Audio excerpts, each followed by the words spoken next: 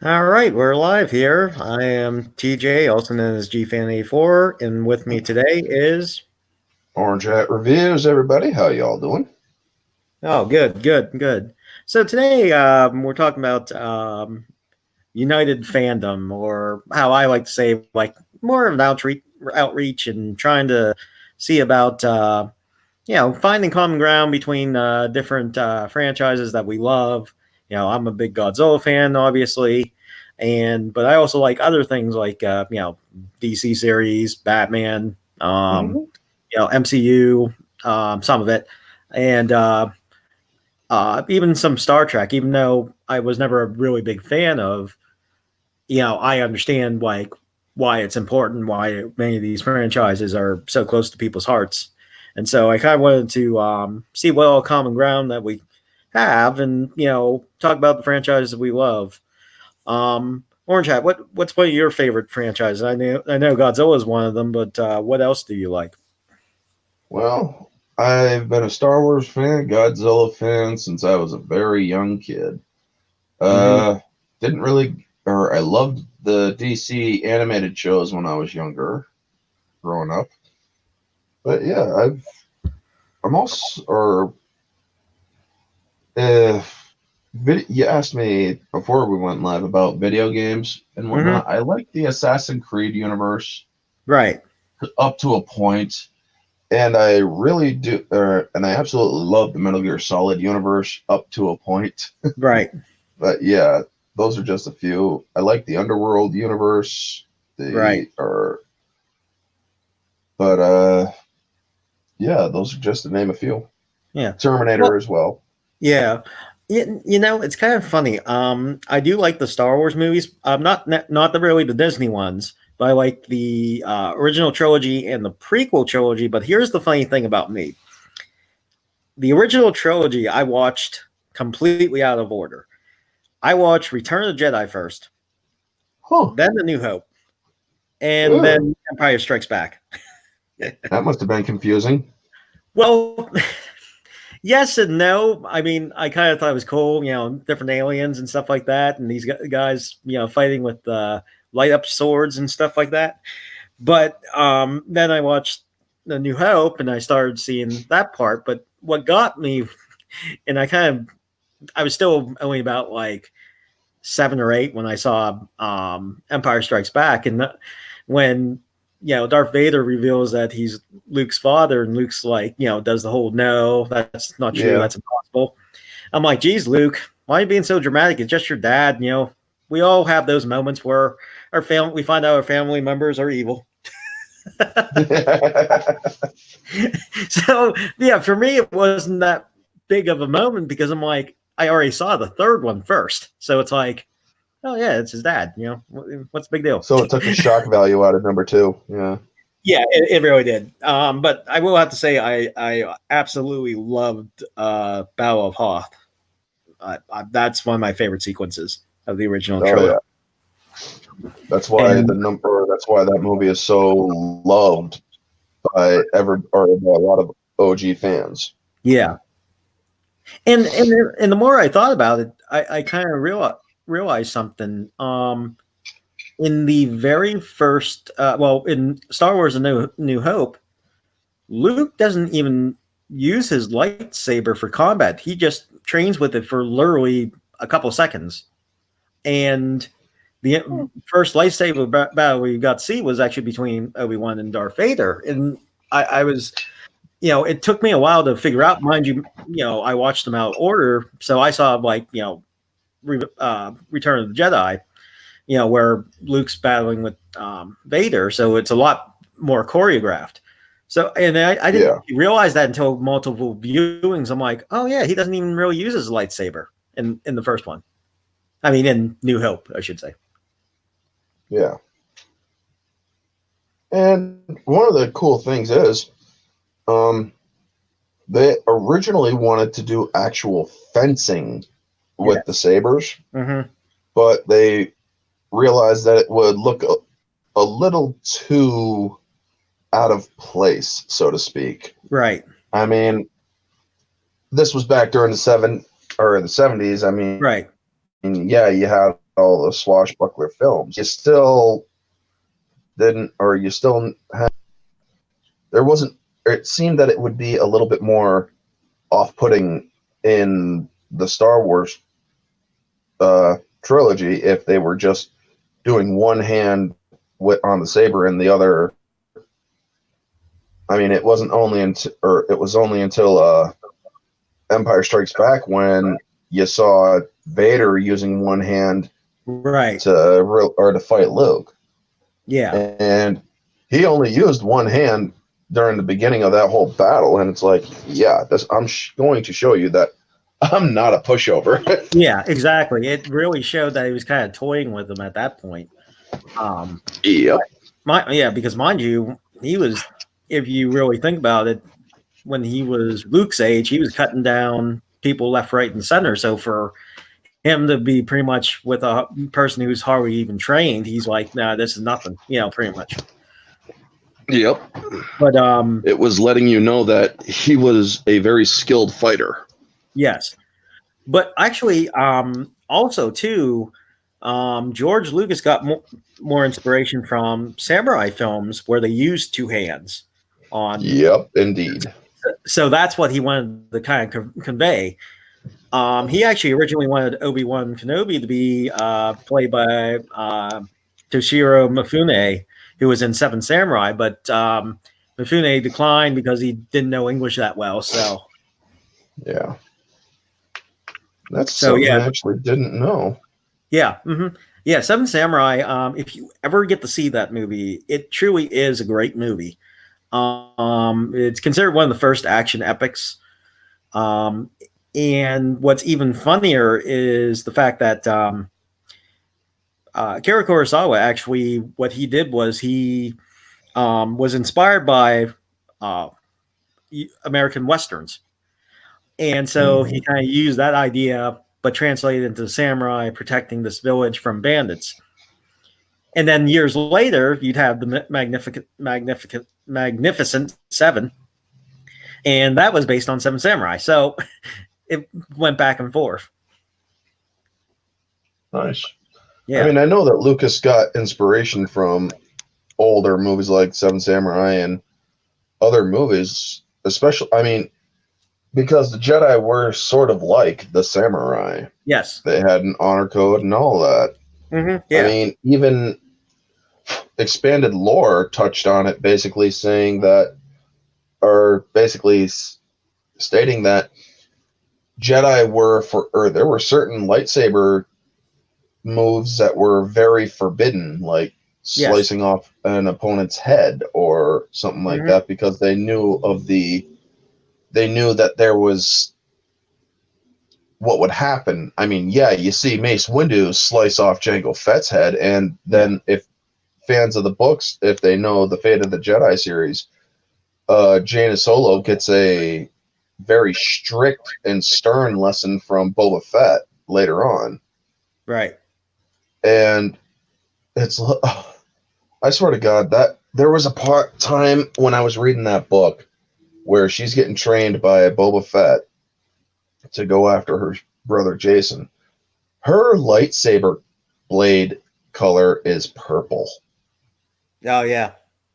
And what was Mace Windu's color? Purple, yeah. So it's like the second, or he actually asks, give me your lightsaber. I left all mine at home. And so she goes in, he ignites it, waves it a little bit. He doesn't react to the color. He just, that kind of shows you how Boba Fett somehow, or in some ways, is not traumatized, but in other ways still holds on to it, you know? Yeah. I mean, it's almost like he puts it in the back of his mind, he blocks it. Yeah. And it's, and he said one of the most insane things that is completely true, but also basically shoves the Jedi's creed right in their face. Right. And he or all he does is chop a sapling or a little twig off of a sapling. And he says, a weapon for a civilized age. And he shows the slice mark on the sapling twig of how it's perfectly cauterized over and whatnot. And he's like, you cut somebody's head off with a lightsaber, you trap, or and it cauterizes over, you're trapping enough oxygen in that person's head for 7 to 8 more minutes of life. Yeah. And that person's pain sensors are screaming, and their life is basically agony for that time. So don't ever lecture me about being civilized. Also, one of my favorite parts in that, when he was training her, he basically just walks up to her. She's like, "What?" And then he just punches her right in the gut. Mm-hmm. And she's like, "I didn't sense the danger. I didn't sense any of that." It's like, that's because he knows how Jedi are. He knows that a Jedi would try to feel their opponent's intent. Right. When you act on impulse, you can't do that. Right. And I'm getting into Star Wars. Have you gotten seen The Mandalorian? Oh yeah, saw all 8 episodes. One of the things that was interesting to me is, even though this takes place like right after Return of the Jedi, Yeah, I and think like a couple of years after. yeah, like 1 or 2 years. But what I think is interesting, within that short period of time, with the Empire ruling, the Jedi themselves have literally passed into myth. Yep. Just within a generation, they're almost like mythology, because when they're asking the armorer about Yoda, the baby Yoda, she says they were sorcerers called Jedi, and it's like, it's almost like, yeah, they almost cleared and destroyed all knowledge, common knowledge, I should say, of the Jedi, Yeah. within a generation. Well, that was also the Emperor's whole shtick too. He wanted the Jedi completely forgotten. The Jedi are extinct. They're not heroes. They were traitors. They were all of that and whatnot. He wanted them completely, not just defamed, but forgotten. But even by those who were old enough to remember, he wanted people to know that the Jedi were evil, basically. Yeah. And because, especially going back to A New Hope, where the officers taunting Vader and said, your ancient devotion had sad religion, right sad there. It's like that ancient religion, yeah. Sorry. It's like, yeah. But it showed kind of like how they, again, the Emperor made sure that, like, this is like in the past, and let the past go, move forward. But I was always kind of interested in that. And then I played the Old Republic, the MMO on PC, and it's kind of interesting when you see in the Old Republic days, like, this is thousands of years before. Oh yeah, back when there was many more powerful characters. Yes, and not just that, but the rule of 2 wasn't even invented yet, so there were just as many Sith as there were Jedi. The rule of 2 was, but Revan used it, but it didn't last because he realized that you would need Force sensitives. Now, they might not be Sith; they could be Dark Jedi or Sith acolytes. Yeah, but there would always be 2: one to crave the power, the other, or one to embody the power, the other to crave it. Right. But even after 300 years later, it was completely. Revan's rule of 2 was adapted, meaning there would be Sith acolytes, but then there would also be many Dark Lords of the Sith.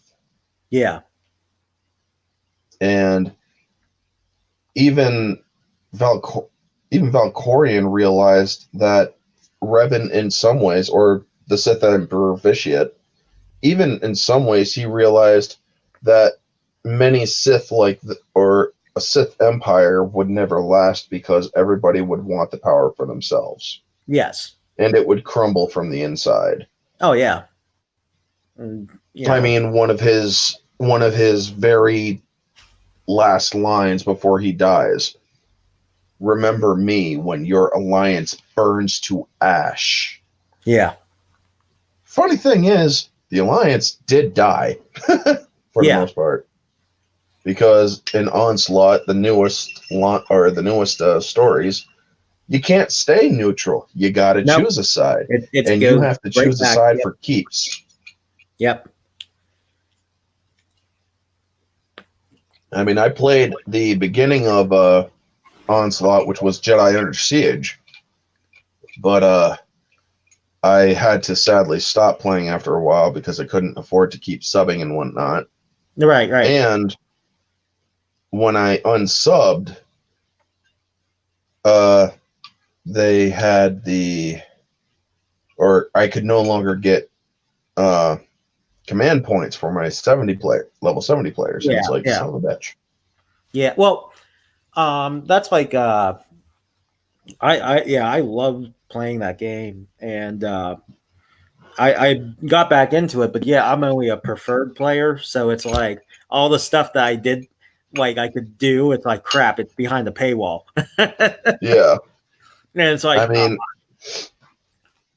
for the pay to players, it's a fucking blast to play. Believe me. oh, yeah, yeah, it Oh, is. sorry for the F bomb. Are Oh we no, allowed to swear here? it's not for children. Trust me, I already Okay. put that in the description. Okay, just making sure. Yeah, But yeah, that game is a blast to play. I mean, I had a character that looked like Kratos from God of War, which is another series that I liked. I liked the yeah, original. I watched the story arc of the newest one, which was interesting, hmm, especially how they had Jormungand in the game, right, which was the world serpent. And I'm yeah, like, that is a big freaking thing, or oh big yeah, freaking snake, man. Because that snake is literally supposed to wrap around the world yeah, exactly. and whatnot. So it's awesome that they had that thing in that game, and it's like really cool. Yeah, But yeah, I managed to get the axes, the Gamorrean axes that you could customize and whatnot. And I had my character basically just Vikinged out. And I wanted to call him Kratos, but I couldn't. right. But yeah, it was just so cool. And the Sith warrior and the Sith sorcerer are my favorite storylines, Oh, both Sith dark and light Warrior, side even. my by far my favorite one. I uh Yeah. I had so much fun doing a light-sided Sith and literally trolling the Jedi because they couldn't believe that I was like that good a good guy. It was great. Yeah. I mean, They it's just freak like, out. Jesus, They man. freak out. I mean, Yeah. it's kind of funny because in when you play as the Sith, you kind of see all the faults of the Jedi. Like there's a lot of them. Oh yeah. I mean, the Jedi are not perfect, and their their creed is very contradictory to life itself, really. Yeah, it is. There's no emotion. It's like you can't live without emotion. Emotion is what drives the human spirit Yeah. or the living spirit. Also, they're not allowed having children or any of that stuff. It's like, well, how are you going to get the next Well, in generation? the Guardian or Jedi Guardian thing, they do explain that there are certain exceptions that can be made. Oh, okay. I was going to say because I mean, Theron Shan is the Grand Master Satil Shan's kid. true. Yeah, but they're crappy parents. They kind of, she kind of stayed with Jedi Order and Yeah, she. left him, pretty much by himself. So it's, I don't know. I just have like a couple. Also, too, I noticed like especially because the Great Galactic War had just happened, the Jedi that you see in the Old Republic are a lot more militarized. You know what I mean?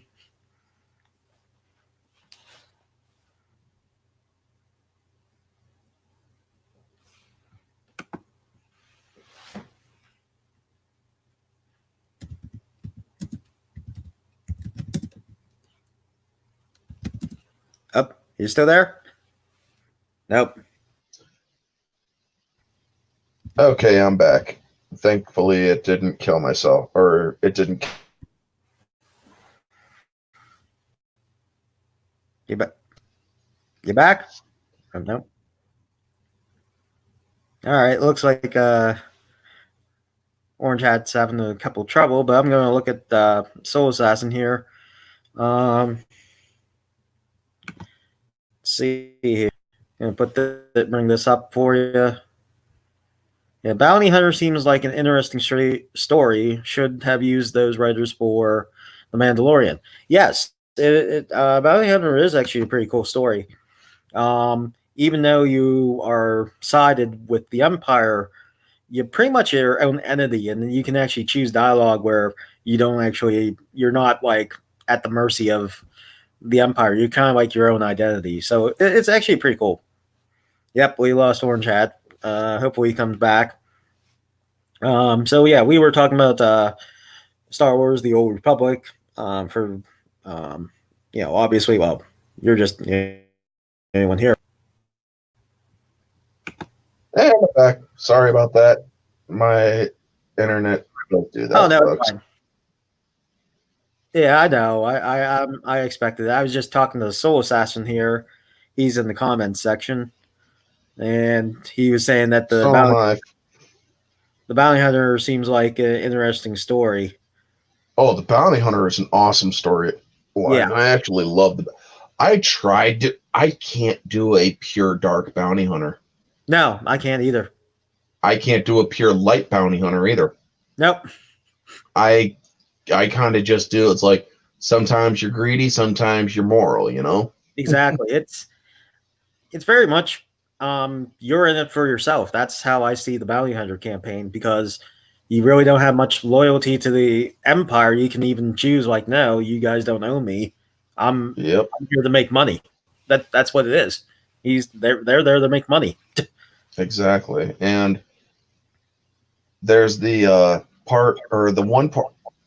I almost quit playing that game after I did the bounty hunter storyline, because I was trying to do a dark bounty hunter. Right. And when you're on Corellia, the little ferret people, I forget what they're called. Mm-hmm. You can be extremely cruel to them. Oh, yeah. I mean, you make them freaking beg, all that stuff. And when I saw that, it's like, I literally had a kind of moral crisis. It's like, oh yeah, oh my God, I'm like way too invested in this game. Yeah. And it scared me in a way. I'll freaking admit it. And at that one part of the game actually scared me of how cruel the bounty hunter actually got. And it's like, holy shit, man. So yeah, I had to take a step back for a little bit. I think that shows the good writing in the game when you're actually like morally conflicted, even though it's a video game. It's like, oh wait, do I really want to do this? I mean, I absolutely have no problem killing or going dark on when I'm a Sith, but it's like that bounty hunter went really freaking dark. And I'm like, oh man, I can't do that. No. So I did a second bounty hunter. I like the dual wielding bounty hunters. I could never get used to sure, the one or the single wielding bounty hunter has some cool moves if you're like a pyro or whatever. Right. But the range is very limited. Right. Yeah. You're asking people to basically come in at you. Yeah. And Did you know that if you play the female Republic soldier, that's the same voice as Commander Shepard from Mass Effect? It's also the same voice as Satele Shan. Yeah. Yeah, she's like Jennifer Hale. Jennifer Hale, yeah, she's like BioWare's go-to. Yeah, she's done voices for Star Wars, for games, and even the shows and whatnot. Yeah, and it's like, holy crap, man. She's everywhere. Yeah, oh yeah. I think she's actually considered like one of the most prolific voice actresses in video games. Yeah. And she has a wide range of different voices too that she can do. Yep. I mean, when I did I did a female Cathar for the soldier, Right. and you could tell that the writing was not, or that they'd never, or the writing was done before they introduced the Cathar species. Yeah. Because when you're romancing Jorgen and whatnot, it's like, yeah, we have that too on my world. It's called marriage, and it's like, aren't you both Cathars? Yeah. But you guys should definitely go back and kind of rewrite some of the Cathar speech, you know? But yeah. Well, they added those like way late. I mean, you have to understand that the game itself the base game has been out for 8 years now. Yep. And Yeah, 8 years. it's got only 4 more years to go. Yep. I Again, think 20. Go ahead. again, what I was saying though, it's the only bad thing about being in MMO is it's server side assets. So if the servers are done, it's a dead game. You can't play it. Yeah. And Unless, that is sad.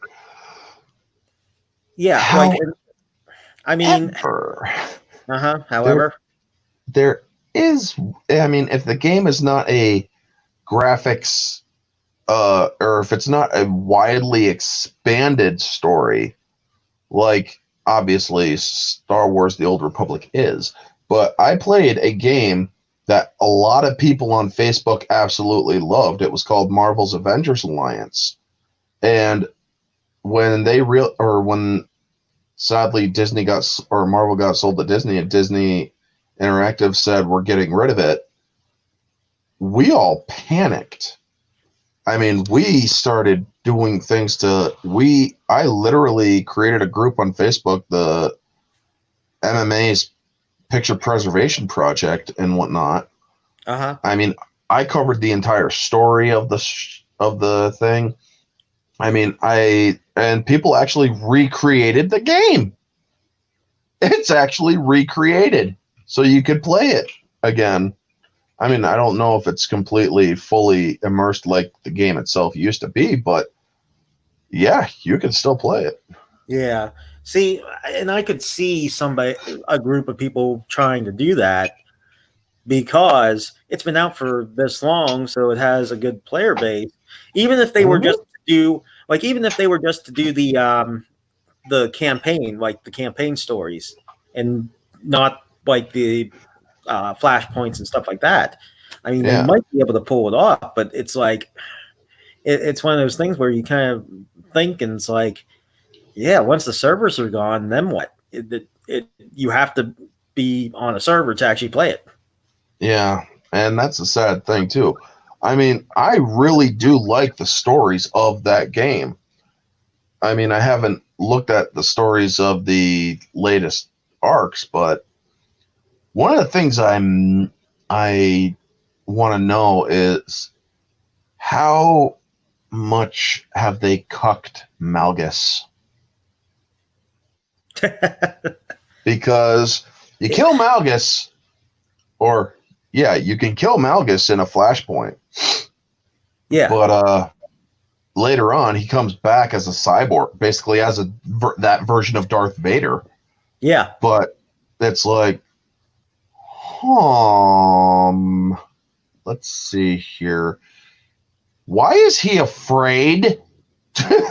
Because they have like, be sure to get yourself back here, and the look on his face is one of utter terror. And it's like, what the hell did they do to him? I don't know. I mean, that's the thing. Like, I remember when the cinematics first came out and you got the Deceive trailer. That was freaking amazing. That's probably my favorite. I mean, it's kind of sad when these cinematics that were done all these years ago had more storytelling than the Disney trilogy. Yeah. I mean, I hate to say it that way, but it just did. And it felt like Star Wars, just the Old Republic part. Yeah. And you're absolutely right. I mean, the thing is, everybody's like, so who's your favorite Sith Lord? I'm like, Vitiate, Valkorion, take your pick, that character. They're like, why not Sidious? He's the most powerful. It's like, Sidious is a bitch. He couldn't even get to, or he couldn't even get immortality. Where Valkorion was literally immortal. Yeah. And it's like, yes, he had to destroy planets in order to do it and feed off of the life to become immortal and to maintain his immortality. Yeah. But guess what? He still was that powerful. Well, Sidious can create black or wormholes and this and that. It's like, how do you know that Valkorion couldn't? We don't know the depth of Valkorion's power. All we know is that he was a very, very powerful and ancient Sith that lived for over 1,000 years. And guess what? He could have been capable of rivaling the ones for all we know. Exactly. And, I love in the Eternal Throne one where Darth Maul immediately knows who he is. Eternal Throne. And wait, Darth Maul? Mar. Oh, Mar. Because I thought you said Maul first. Yeah, I'm Mar. like, wait. Mar, not Maul. Mar. Yeah, he's like, a new face, a new name. Yeah. These are not enough to deceive you, or this is not enough to hide you from us. Yeah. So he knew exactly who he was. Oh, yeah, because he was one of the most loyal to the Empire. Yeah. But when he found out that the Emperor was not on the up and up with everybody, he was fully willing to kill that Emperor because the Emperor had betrayed the Empire. Well, not just the Empire, but everyone. He pretty much wanted to kill everyone. So right there, it's like, no way, buddy. I mean, it's like, damn, dude. Everybody's like, oh, Palpatine's so strong and this and that and yada yada. It's like, dude, Palpatine was slowly killing Luke with Force Lightning, where all it took was one freaking blast from Valkorion to slaughter Mar. Yeah, and Mar was a very strong Sith. Oh yeah, so, but and that's the thing. A couple of people on the guild that I was part of. This was back when I had a subscription. We were all talking about that, and we literally all said that the EU, the Legends books, are much better than the movies. Oh, by a far cry. And it's because with books you can explain more and go into a bit more detail. Whereas in movies, if you try to go into too much detail, then the movie, like the pacing of the movie, just drags. And so, like, you have to go by scene. But in books, you can take your time and be like, explain every little thing about the Sith. Because that was the other thing in the original trilogy, you didn't really know what the Sith were.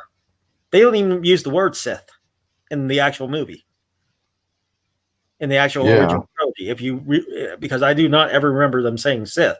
They just said the Jedi and then the Empire, So it's kind of interesting, when you really look at the lore that came, after the movies. And George Lucas actually approved all the different books and stuff like that. So he had a hand in knowing what he wanted as far as the lore went. And that's what was so cool. I mean, the guy was brilliant when it comes to storytelling.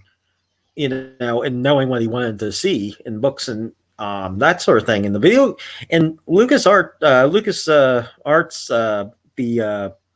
video game, the ones who made video games, they did really good video games at one point. Yep. Sorry, I have to. Or right now, I'm kind of slightly preoccupied. I'm sending a message to my local police department. Oh. There's somebody that has been just bothering the hell out of me with their dog not on a leash, and it's time to lay down the law. We have a strict leash law and whatnot. Yeah, they need to be on leash. Yeah.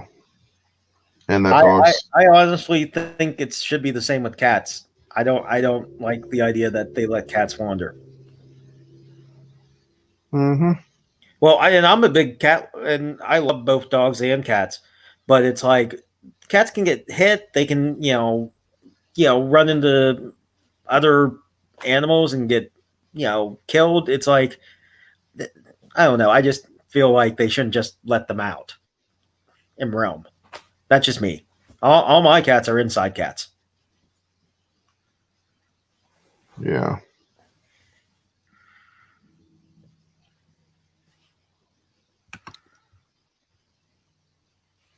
Yeah. So Assassin said Mar was a badass. Yes, he was.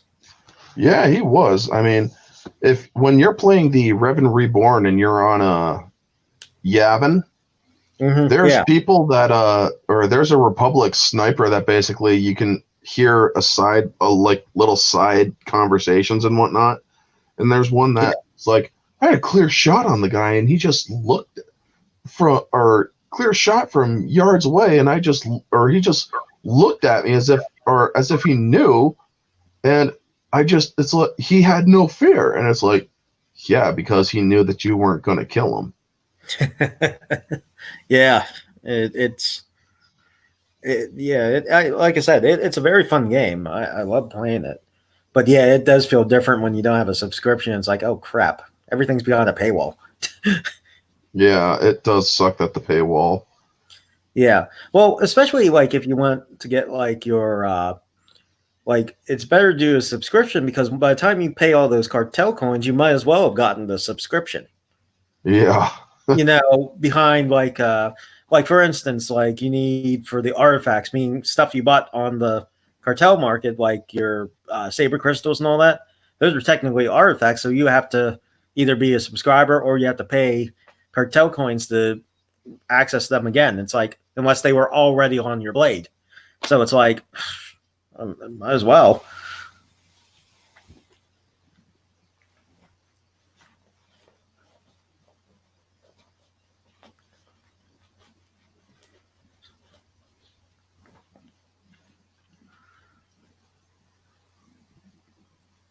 You still there, bud? Oh yeah, I am. I'm Yeah, you're trying just to. yeah, or I basically still writing it a little bit. But I get yeah, the cartel market, it. Mm-hmm. there used to be a way to get or to make your character look completely like Darth Nihilus because of it, or they have his mask and whatnot. Yeah, And it's like, what's the rest of the damn stuff that you can make? yeah, It's like, or I know that he has like a sash and a cape and kind of like a Jedi tunic, but it's like, where do you find it? yeah, exactly. You know who has really good videos is uh SW Toria. You ever heard her channel? No, I have not. What she does is I'll send you the link bit after we're done here.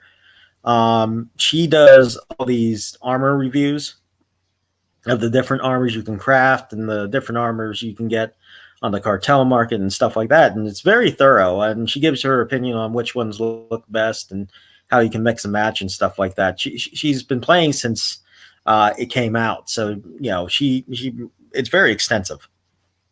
Are you talking about or Swartorista? Yeah, yeah. Oh yeah, shit. I'm friends with her on Facebook. Oh yeah. She's really good at Yeah, those videos. I mean, she she must is. spend a lot of money on those cartel coins because she's always like getting like all the new ones, and it's like wow. Man, she made one, or she actually made one of those holocron thingies, Yeah. Radicrons. Yeah. She brought it to a Star Wars celebration, I think. Oh, really? Cool. Yeah, she does really good videos for that kind of thing. So I always look at that to see which ones look good if I do have some extra cartel coins or something like that. I mean, I actually, when I was an Imperial, or I had one of my Imperial agents, I completely made every one of my crew cyborgs, different cyborg things. Yeah. Except for Treek. I mean, you can kind of do a little bit of cybernetic stuff with her, with the different customizations and whatnot, Right. but you can't really put anything on her. Right. Right. Funny thing about Treek, I absolutely love that that little freaking Ewok. Her introduction is so freaking marvelous. She just walks through a bunch of people and punches one dude in the nuts, walking between his legs, and it's just like awesome. Yeah. But she's a freaking Mandalorian. Yeah. A Mandalorian Ewok, people. Can you believe that shit? Well, yeah, kind of, because they take all species. Yeah, they do. It's a creed, not a species, not a race. So it's a community. Yeah, it's definitely a creed, like they said in The Mandalorian. Yeah. But The Mandalorian is a good show. Do not get me wrong. It is a decent show. Is it perfect? No, because there are continuity and, frankly, lore conflictions. Because the whole taking off the helmet thing, it's like, that's bullshit. Because I'm telling you right now, we see Sabine Wren and many other freaking Mandalorians taking off their damn helmets. Yeah. In I think Django. she did a brief video of the ancient Sith Lords, yeah. But yeah, well, oh my gosh. Sadly, this is one thing I disagree with George Lucas on, and I will fight him to the death one day on it, I guess. But he said that Jango Fett and Boba Fett are not Mandalorians. I'm like, fuck you, George. That was the one day that I spoke the most blasphemous words that a Star Wars fan can say. Fuck you, George. It's like, no. He was freaking Mandalore, dude. Well, Jango Fett was Mandalore. Yeah, because in the comic, didn't they give a comic backstory about him, and he was a foundling? Yeah. Yeah. He was foundling, and he rose up to the rank of Mandalore. And he created the Kui Valdar to train all of the commandos and whatnot. And he even used 2 Death Watch people to train a couple of commando units. Yeah. And you know how the Mandalorians, well, for people who read the books, the Death Watch in the books, dude, these guys were kicked out. They were Darmonda, which means no longer Mandalorian. Right. Divorced from the culture because they were too extreme. They broke the 6 tenets. They killed kids. They killed innocents. They didn't care.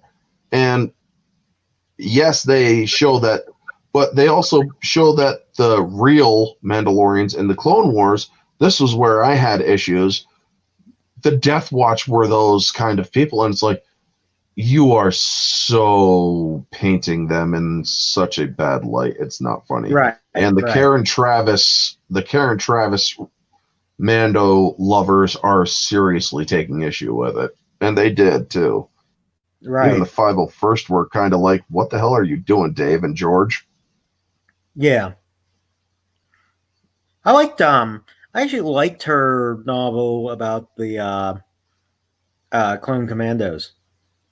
Oh yeah, the Republic Commando trilogy plus Order 66 and then Imperial Commando was very good. But you also find out what became of them in Legacy of the Jedi, the Knolls and whatnot. The Knolls are still around.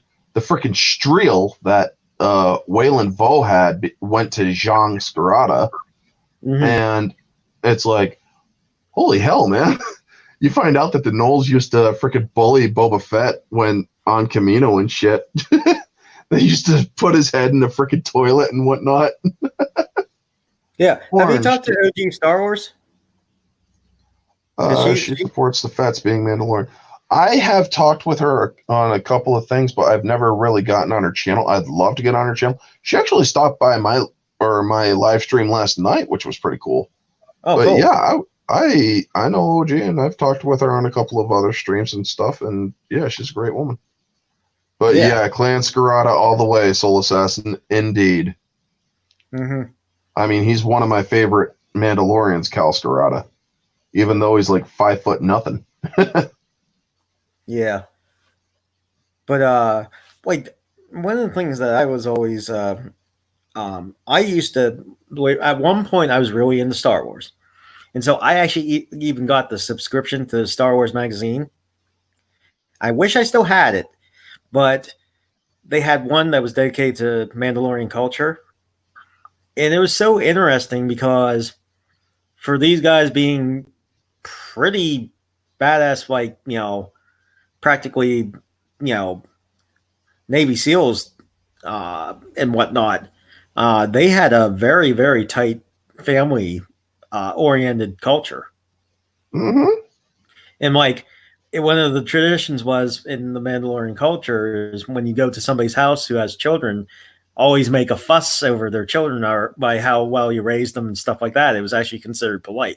Mm-hmm. I mean, I've often said there are two cultures that on Earth that kind of match what the Mandalorians are, and that's the Spartans of ancient Sparta and the Irish. Because the Irish are warriors and they are farmers. Yes. Yeah. Well, no, not only that, but if you look at the Spartans' helmets, what do exactly? What's similar about them? The Mandalorian, the T-slit, the T-slit. Yeah, because I always said that especially it's apparent like when you see the armorers type of outfit, it's very much like an ancient kind of armor to it, especially with the fur shoulder cape and that sort of thing that she was decked out in. Mm-hmm. So it very much reminded me of like Viking or Greek or like something from like an ancient time. Exactly.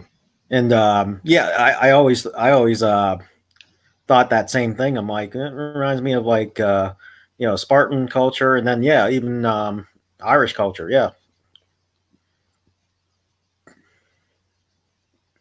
Now let's see if they'll actually listen. My police department, that is. Yeah, Sparta. Yeah, this is Sparta. This is Sparta. Kick. Yep. Great movie, by the way. Oh yeah, I like 300. I mean, there are some in the Fandom Menace that aren't really fond of Zack Snyder's way of movies and whatnot. Yeah, and you know what? That's the wonderful thing. We can all agree to disagree if we don't agree on something. That's fine. Well, I actually like 300. Now, the other 300 movie that came after it, it's like not as good. It could be better, but it's like you're going with the Athenians. I mean, really. Yes. That's not the same as started. What is the one thing that they called, or what did Leonidas say? And if those philosophers and boy lovers, it's like, oh damn, dude, seriously. Yeah, it's like, but hey, they also didn't take Xerxes' offer either. Nope. And it shows in that movie, and you had that witch that basically made Xerxes. Yeah. And the freaking main hero dude actually screws her and then kills her or fights her and kills her later on. It's like, man, well, at least you got some from a witch. Yeah, really. Well, actually, do you know there's some truth to that? The leader of Xerxes' naval power was a woman. Yeah. Yeah, so there's some truth in that. Now, but she survived. She went back to Persia. But interestingly enough, I remember I took ancient Greek culture, and I loved it. One of the things that was interesting though is that Sparta and Athens actually went to war with each other at one point. And what the Spartans did was they actually locked them in their own city and destroyed all the farmland around it. Oh yeah, they were very brutal.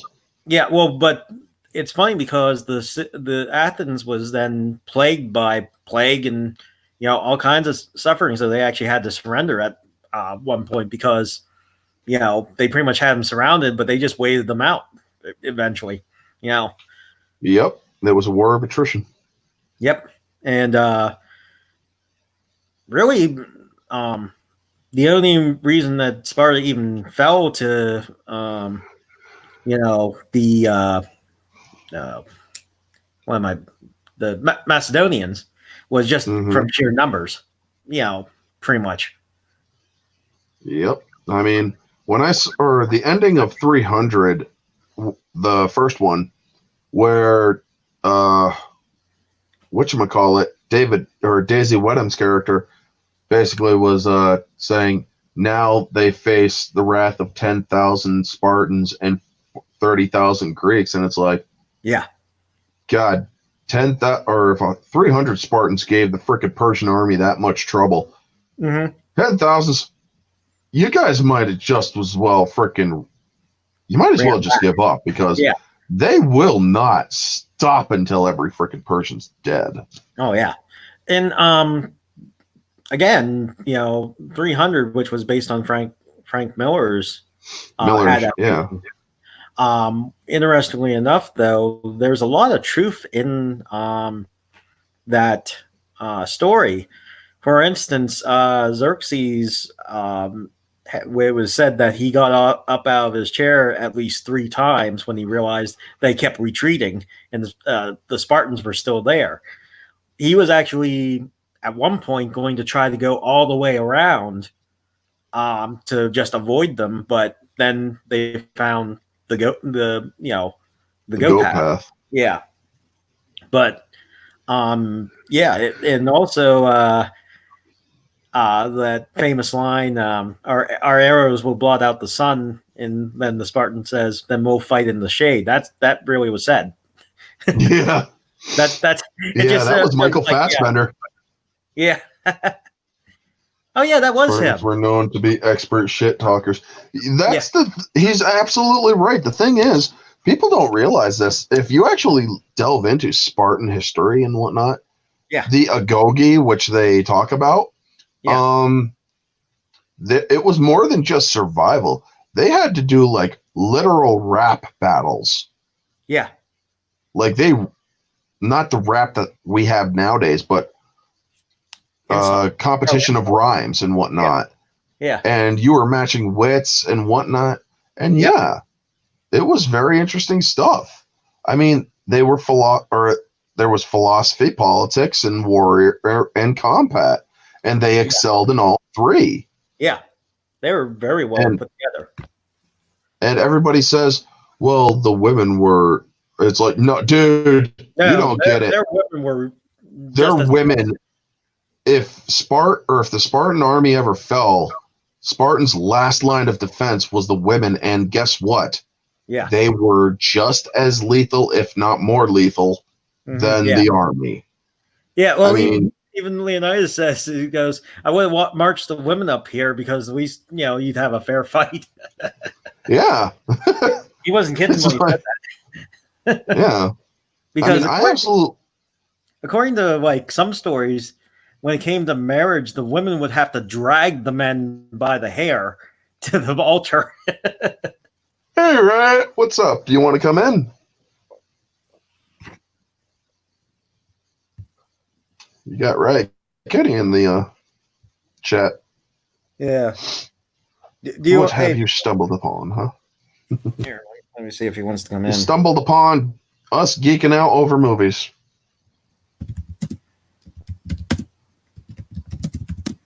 I mean, I also love that one line that Lena Headey drops to Leonid or to Gerard Butler: "Come back on your shield or on it." And sadly, he never came back because Xerxes dismembered him and spread his parts all throughout the Persian army. Yep. Yeah, drop the link down in the in the chat, man. The StreamYard link I do all the time in my freaking streams. Yeah, I'll do that. See if anybody wants to come in. Those kids were tough, and they had a test where they would fight each other for cheese. Well, yeah, the agoge was very brutal, and if 2 children came across or 2 people during the agoge came across each other, You fought and killed each other if necessary. You fought for survival. Well, not just that, but Because they were also not given food, so they had to steal. And the thing was, if they got caught, they got beat. So I mean, the Agogi the way that they showed the Agogi in the movie was actually somewhat surprised. It was abridged, but it was surprisingly accurate for the most part. Yeah, Lena, he was gorgeous. Yeah. Oh yeah, she was, man. You got to see almost everything in that movie. Oh yeah. I tell you what though, I have a hard time seeing her as a blonde in Game of Thrones though, like because I always see her with hair, and she was also in the Terminator series, the Sarah Connor Chronicles. Yeah, she was Sarah Connor. Yeah, I thought she did a great job with that. I thought she did too. I haven't seen, or I want to actually watch. I'm gonna have to get all the. I'm gonna have to try to find a way to see what I could do to get Summer Glau was a crush of mine. Who? Summer Glau. Oh, Summer Glau. Yeah, she played the T-900. Yeah. What's her name? Sunny or whatever her name was. Yeah. Apparently, she got corrupted, and John had to put her down or something. Yeah. But that was actually a good series. I actually like that series. I always wondered what model she was. And I found out later that she was a T-900. Yeah. And I'm like, if she's a T-800, then she's one small freaking T-800. Right. But then I realized that the T-900 and whatnot. And well, they did a flashback. Yeah. They actually did a flashback, and she was modeled after one of the Resistance fighters who she kills. And then she gets reprogrammed. Huh. Yeah. She was modeled after one of the Resistance fighters to infiltrate them, and she kills the real one. Interesting. Yeah. And they found out about her, and then they probably reprogrammed her. Yeah, the pixie cut. Yeah, I agree. I don't know. It just really feels it like definitely is a wig. It's but I mean, I guess it didn't overall like ruin the show. It just I just was off put by it.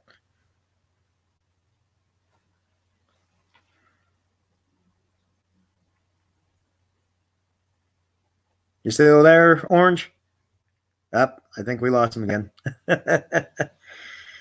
But yeah, 300 was great. I did like Game of Thrones. Even though I didn't see every episode, I did like it. Another thing too is he probably has to log out and log back in, but he'll be back in a minute or two. So in the chat there, what kind of movies do you guys like? Is there anyone that sticks out? What movies? Hey, you're back. Yeah. I was asking people in the chat what movies they like really stuck out to them.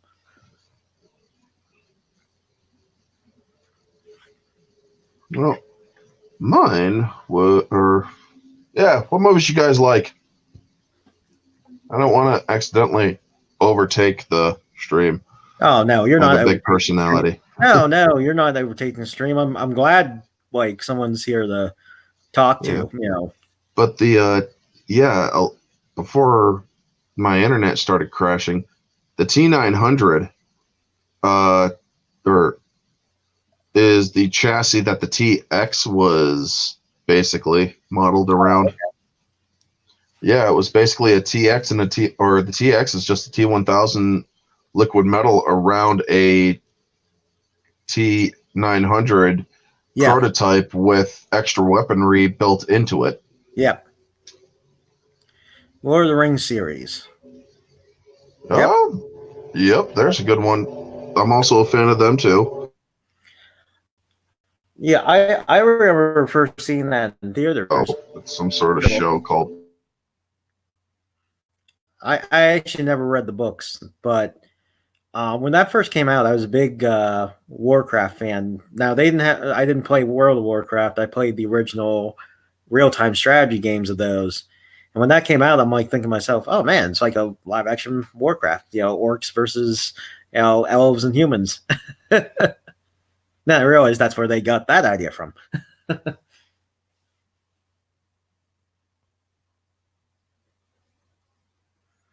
And then yeah, Lord of the Rings is a lot of fun. I love in Return of the King where when they're like counting who has the bigger kill count. That's my favorite part.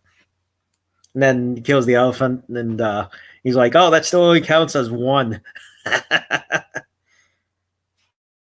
Yeah, Conan the Barbarian, Fire and Ice. Yeah, yeah, those are a lot of fun. He was twitching because he's got my axe embedded in his nervous system. Yeah. That was one of my favorite lines from that whole freaking trilogy, man. Yeah. And I'm like, wait, do they even have that kind of terminology yet? I don't know. World? I just remember red meat off the bone. That that was always a good one. Red meat off the bone. For some reason I wanted like a rib. I wanted like cow ribs or something after hearing that. Yeah. But oh, pardon me. Yeah. Conan the Barbarian, yes. Like that.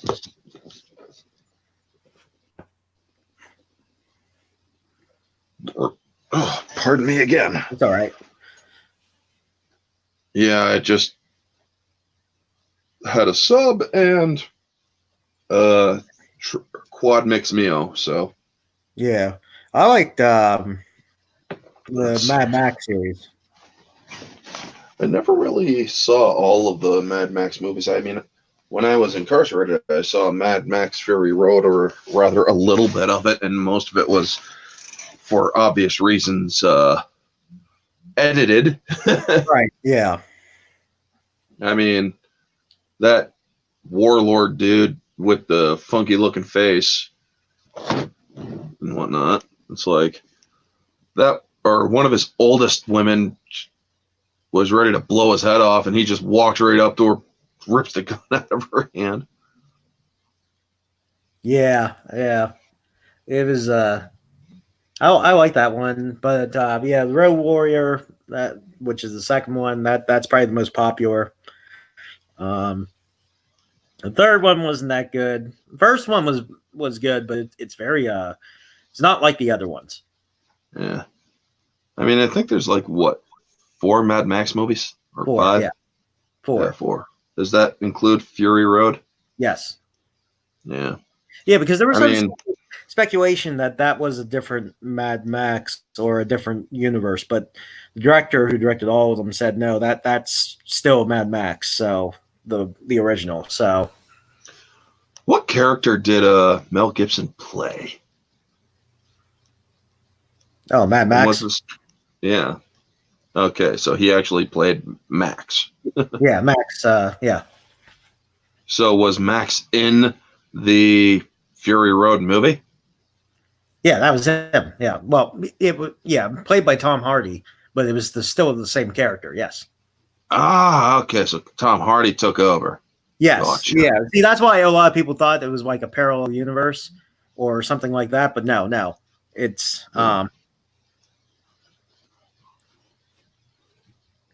Yeah, I mean, there was there was one game that I like to play that kind of reminded me of, in a way, kind of reminded me of Mad Max, and it was Twisted Metal. Oh, well, yeah, that's very true. I mean, there was that guy that rode the 2 wheels. Can't even remember his name. Oh yeah, I can't remember, but yeah, it's been so long since I played that game. But then there was also ones like obviously the Fallout series, there's a lot of like, nuances to Mad Max. Yep. They're trying to do a Metal Gear Solid movie, I hear. I'm a very big fan of Metal Gear Solid. How are they going to do that one though? Well, they're definitely either. I would love to know exactly how they're going to do it, because either they're going to have to use a Japanese cast or an Asian cast, or they can Americanize it because, let's face it, the character was influenced by an Americanized character, and it took place in the frickin' United States. Yeah. But yeah, now I'm not gonna, or this, what I'm about to say does slightly touch on real world politics, but just bear with it. I'm not going to go too much into it. There is to anybody who has played the Metal Gear Solid games, the second one in particular, where the character Raiden is talking with the Patriots, before he fights Solidus Snake at the end, they go into a whole thing, and this person on YouTube made a 2-part video that's like 32 minutes long completely about how what they said back when this game was made back in, what was it, like 2002, 2003? Yeah. And he's like, nowadays, this is what the world is. And I'm like, sadly, he's not wrong. Right. But yeah, it was just amazing that a freaking video game called it like 12 or 13 years down the damn line. Well, look at The Simpsons when they said Fox was going to be owned by Disney. Yeah, when did they say that? That was like, I think 98 or something like that. 99. Yeah. Epic foreshadow. I mean, did you see that little skit on Twitter where there's the guy that's watching the Return of the Jedi, and there's that scene where Vader says to Luke, Obi-Wan has taught you well. He's like, that's because he has the high ground and whatnot. Yeah. And I'm like, maybe that was epic foreshadowing as well. Yeah. But, well, not only that, but then when he's actually on the rafters, that Vader throws his lightsaber like, oh, yeah, I'm not falling. Yeah, he's like, I'm not yeah, he's like, yeah, I'm not falling for this shit. Fuck you, you're dead. Yeah, but well, no. Did you also see the foreshadowing about when in episode 3 when the Emperor, Palpatine's like, leave Obi-Wan, or we'll never make it, and Anakin says his fate will be the same as ours. Yeah, they all died. It's all 3 of them freaking died on a Death Star. All 3 of them. Yeah, so it's like, oh, yeah, that actually. Oh no, the best one was where he's trying to convince Padme to join him, and he's like, I can overthrow the Emperor. Well, he actually does throw him. Yeah. Yeah, he throws him over his head, and poof, yep, there you go. That's a true statement. I can overthrow him, and epic foreshadow. He throws them. Or even in Attack of the Clones, where he's like, everyone's like, why do I get the feeling you'll be the death of me? Yeah, that was purposely put in to be like an epic foreshadow. I mean, they definitely did a lot of callbacks, foreshadows, and whatnot. Right. I mean, the person that snuck up when Sam snuck up behind Obi-Wan in episode 2. Yeah. And what did he do? What he does? Slices the arm off. Yeah. That's a callback to the episode, or that's a callback to A New Hope. In the cantina. Yep. And I've actually heard a lot of people talking, because lightsabers cauterize the wound. Yep. And whatnot. But if you notice in A New Hope, when they cut that dude's arm off, there's blood. Yeah, and a lot of people are like, well, why is there blood? And I'm like, well, there was a theory that Obi-Wan struck with such fine precision and speed that it didn't give time for the wound to cauterize instantly. Yeah. I mean, you got to think he was a master at that point. I always thought it was because of the species was different, and so maybe they had more blood. And that's something that I always thought too. It's like, well, maybe their species doesn't cauterize. Yeah. You ever think of that? Yep.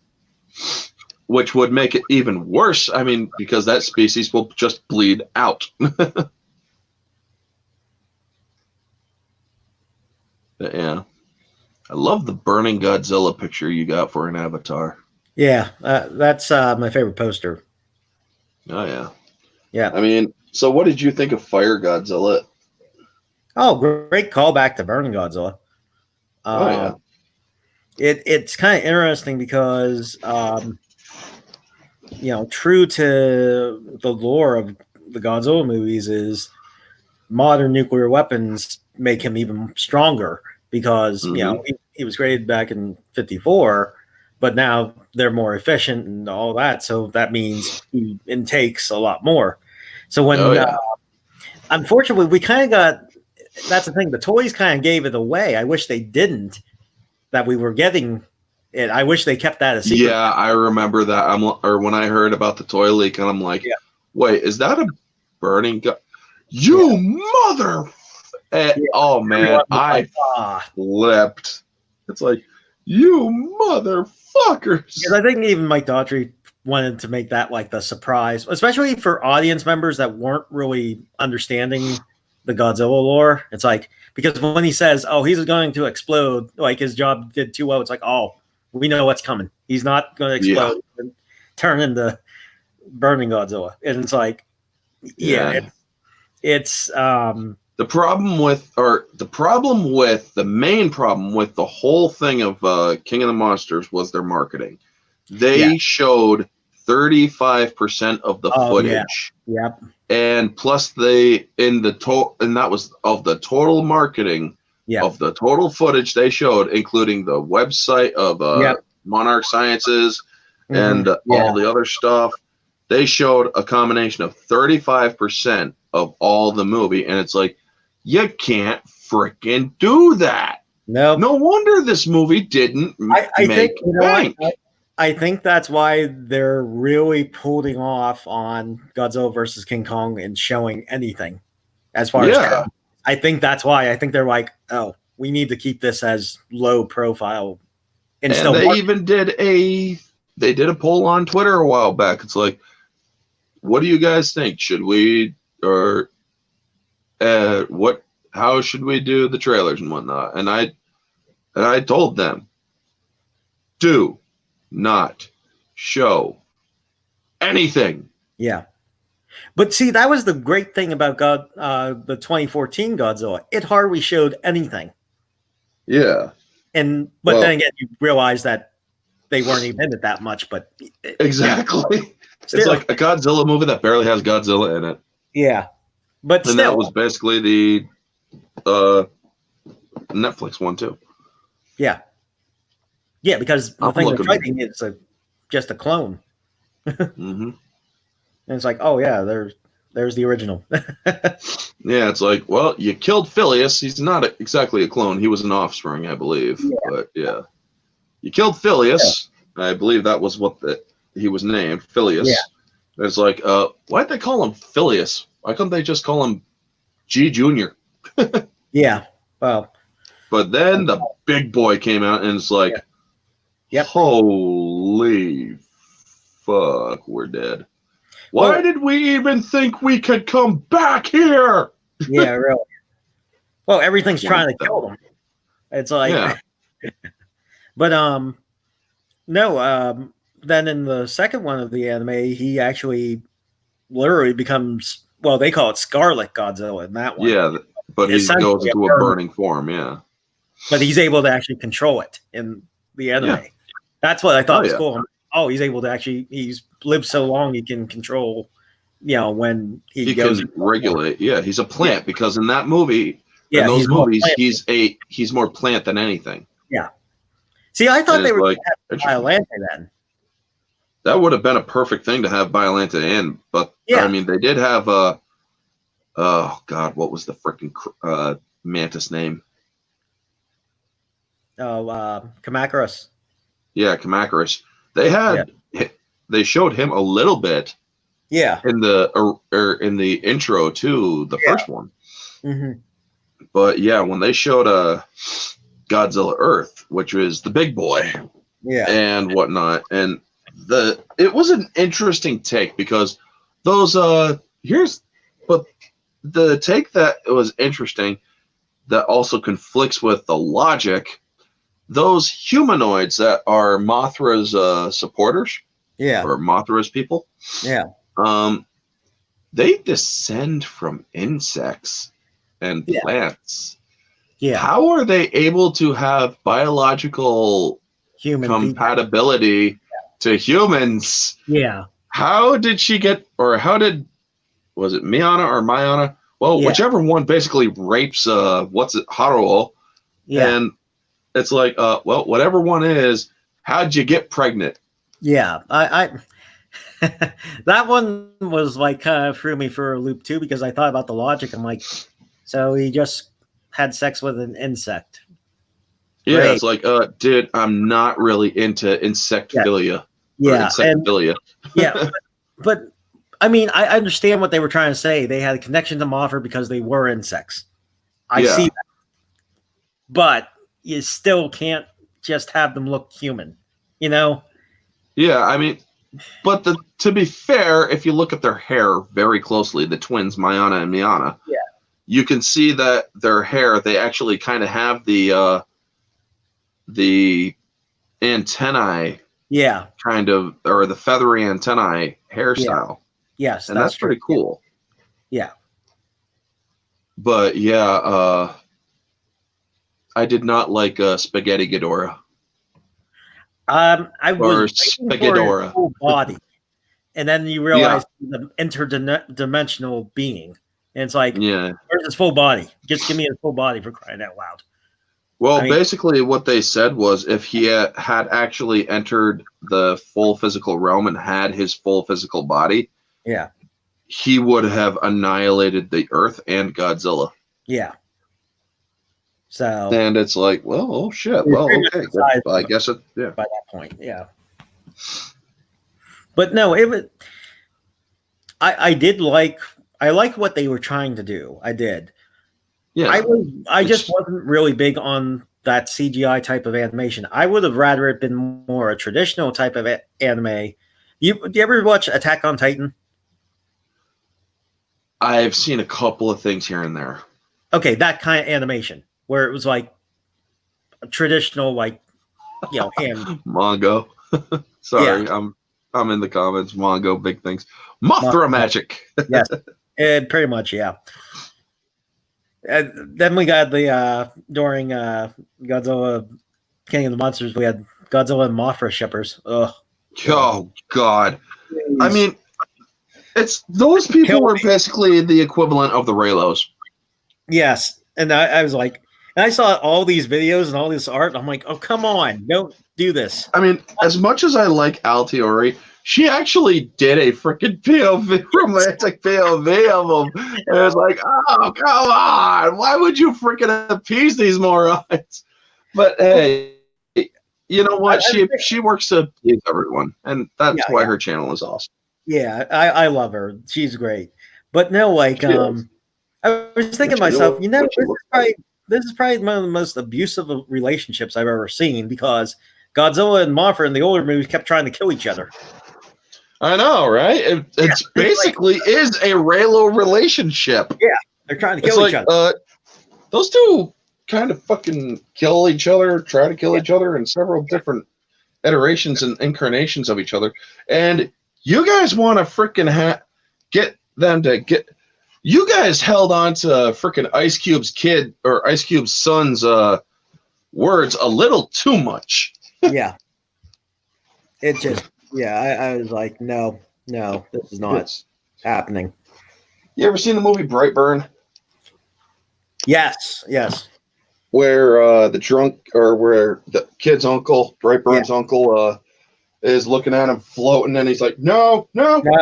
Just basically kind of disbelieving what he's seeing and whatnot. And it's like, every time somebody mentions the Mothra gods or the Godzilla Mothra relationship, I just want to freaking have a gif of those two basically saying, no. You know, I have to give it to that Brightburn. I mean, it really shows the devastation somebody like Superman can do to another human being. Oh yeah, I mean, it's brutal. When he killed his father, it's it's like, oh shit. Yeah. And even, Like, dude, even after you mom, realize that the damn gun didn't kill him, why were you still standing there? what he did to the police officers too. I mean, it's just like, wow. It's like absolutely no mercy at all. Oh yeah. I mean, when he tackled that dude and he just basically blows up, it's like, yeah. fuck. You know, they're it makes me wonder though, if a kid like that discovered he had those kind of powers, what do you think would happen? I mean, Well, if he wasn't raised right, if he, chances are he would definitely abuse it. Oh yeah. Well, that's like, you ever see that movie Chronicle? Yes. Yeah, like that, where they're trying to convince their friend who isn't mentally stable, we have to use these powers for good, and he just goes all out and, Yeah, he's like, I am an alpha predator. It's like, yeah. no, you're not. Where did my little suction thingy in my earbud go? I gotta find that. Crap. Yeah. Because I was making my bed and it kind of just flew off. I think I found it. No, I didn't. But no, like one of the big things that I whole shipping thing with Mothra and Godzilla was so strange to me.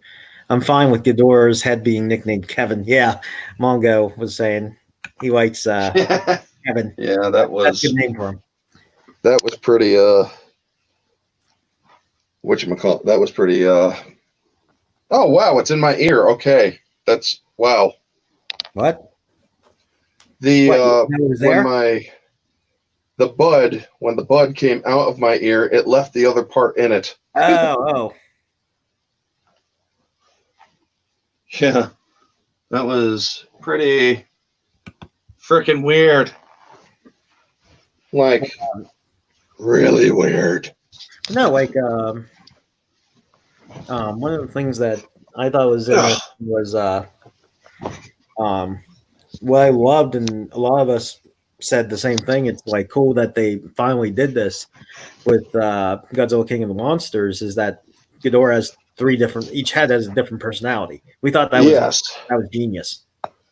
I thought it was a genius too, because it really shows that the head, or yes, they're all of the same being, but they're also still separate. Yeah, independent. Now, yes, they're all independent. Twins. Yes, it's exactly. Well, conjoined triplets. Yeah, triplets. Yeah, it's like they have to deal with their brother. It's like yeah. I mean, Kevin was pretty freaking hilarious. I mean, it's like, what are these little things? They look so freaking cute. Yeah, and they're like, "Will you shut up? We're trying to kill, or they're humans. You remember humans, right?" I was like, "Oh, those are humans. Oh, we kill humans. Okay, let's kill the humans." But oh my gosh, the sound for Ghidorah's gravity beams was just so freaking cool. Yeah. When they first released the gravity beams, sorry, it's like, and that you had that really deep bass sound in there mixed in, and it's like, fuck, because it really sold the impact of the beams. Yes, it did. It really showed how malicious Ghidorah is. And malevolent. Yeah. And one of the things too was, that I thought was interesting was the fact that like we were saying before, like I love that they didn't make these characters mindless beasts. They were actually very intelligent, all of them. Oh yeah, they knew what they were doing. Mm-hmm. Yep. And so and that helps because I think that was the other problem with Godzilla 98 is like he didn't have a personality. Yeah, well, actually, Zilla did have intelligence. Yeah, I mean, if you saw how she actually dispatched the helicopters, she had intelligence. Yeah, it was just a different type than what Godzilla usually does, which is just run through stomp through everything, and then ask Yeah, questions. Godzilla is a force of nature. Yeah, But I like how they gave her breath a little bit of a malevolence. I mean, she didn't have atomic breath, so to speak, but she did have destructive breath. yeah, I mean, she could kind of like light the air on fire a little bit. If you right. get a spark, it turns into much more.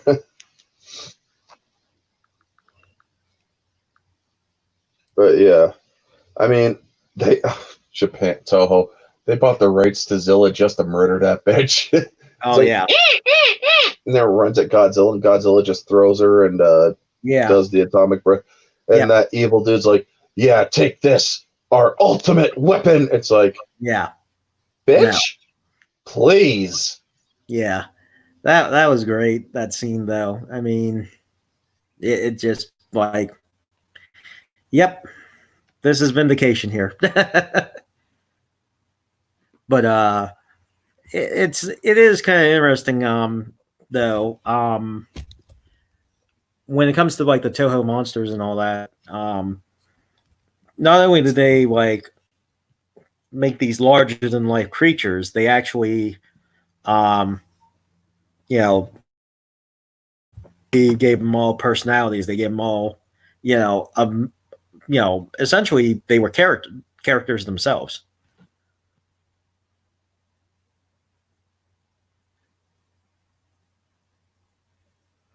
I don't know if he's still here.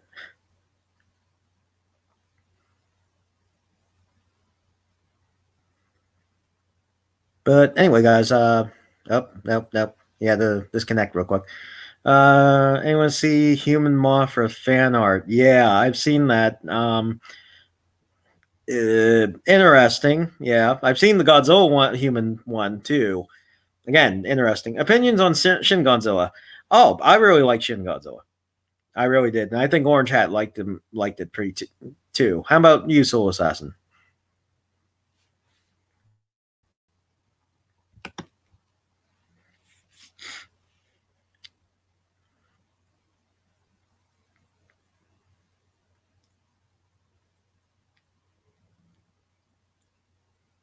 Yeah, I actually really liked it.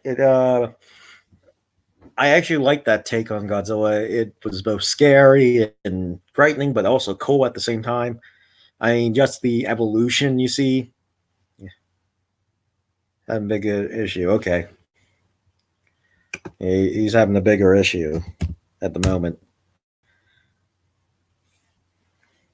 Um, yeah, I mean, again, that movie wasn't for everyone. I know a lot of people really didn't care for it, but I thought it was pretty good.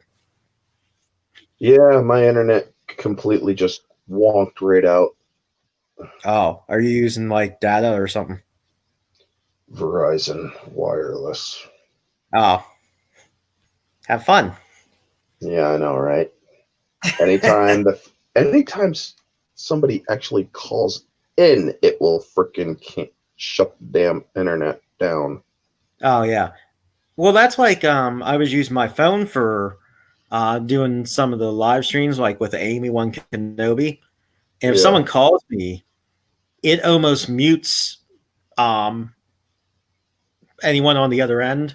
So like I couldn't hear her the rest of the time. I'd have to log out and log back in. yeah. But yeah, Jesus.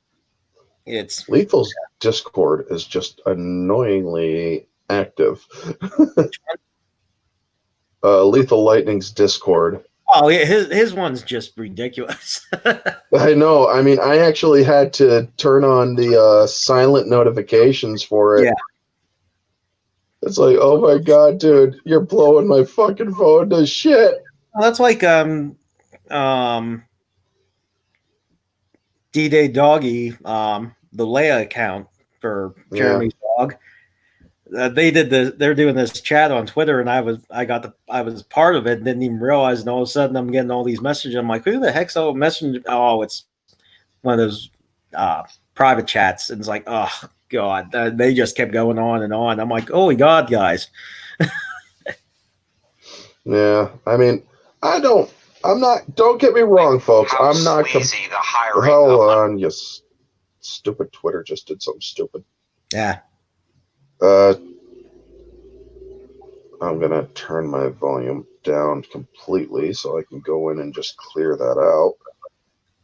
But yeah, I'm not complaining at all, folks. I mean, it may sound like it, but I'm not. Oh yeah, you guys are talking about Shin.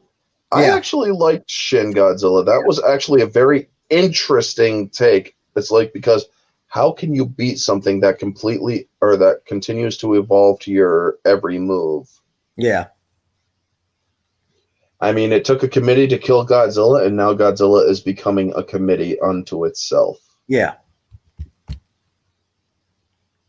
And And it's not going to be endless meetings either with them. Yeah, it's not going to be the endless meetings. It's going to be endless slaughter. Yeah. I mean, even a freaking drop of blood started creating new life. Yeah. Or one of its scales started creating new life, and it's like, damn. So you can't. That was the thing they said. You can't even blow him up because he'll just multiply that way. Yeah, it's like, you're gonna have to fucking freeze him. Yep. But yeah, they did some great stuff with that movie. Yeah, and like we were talking about, like, you know, they literally took it off Dragon Ball Z Frieza. Yeah, the purple atomic breath thing. Yeah. Yeah, and he has all these forms, and it's like, geez. Yeah, it's like they turned Godzilla into Frieza, basically. Yeah. But I absolutely, like I said, if I was able to do the whole cut and audio dub and stuff like that, I would do the whole Kamada-kun thing and Shinagawa-kun, where it's like, existence is pain! Why does it hurt so bad? I'm freaking bleeding everywhere. Oh, wait. Oh, God, my skin hurts. Oh, wait, I have arms. I can speak. Wait, I'm speaking. Yeah. Roar!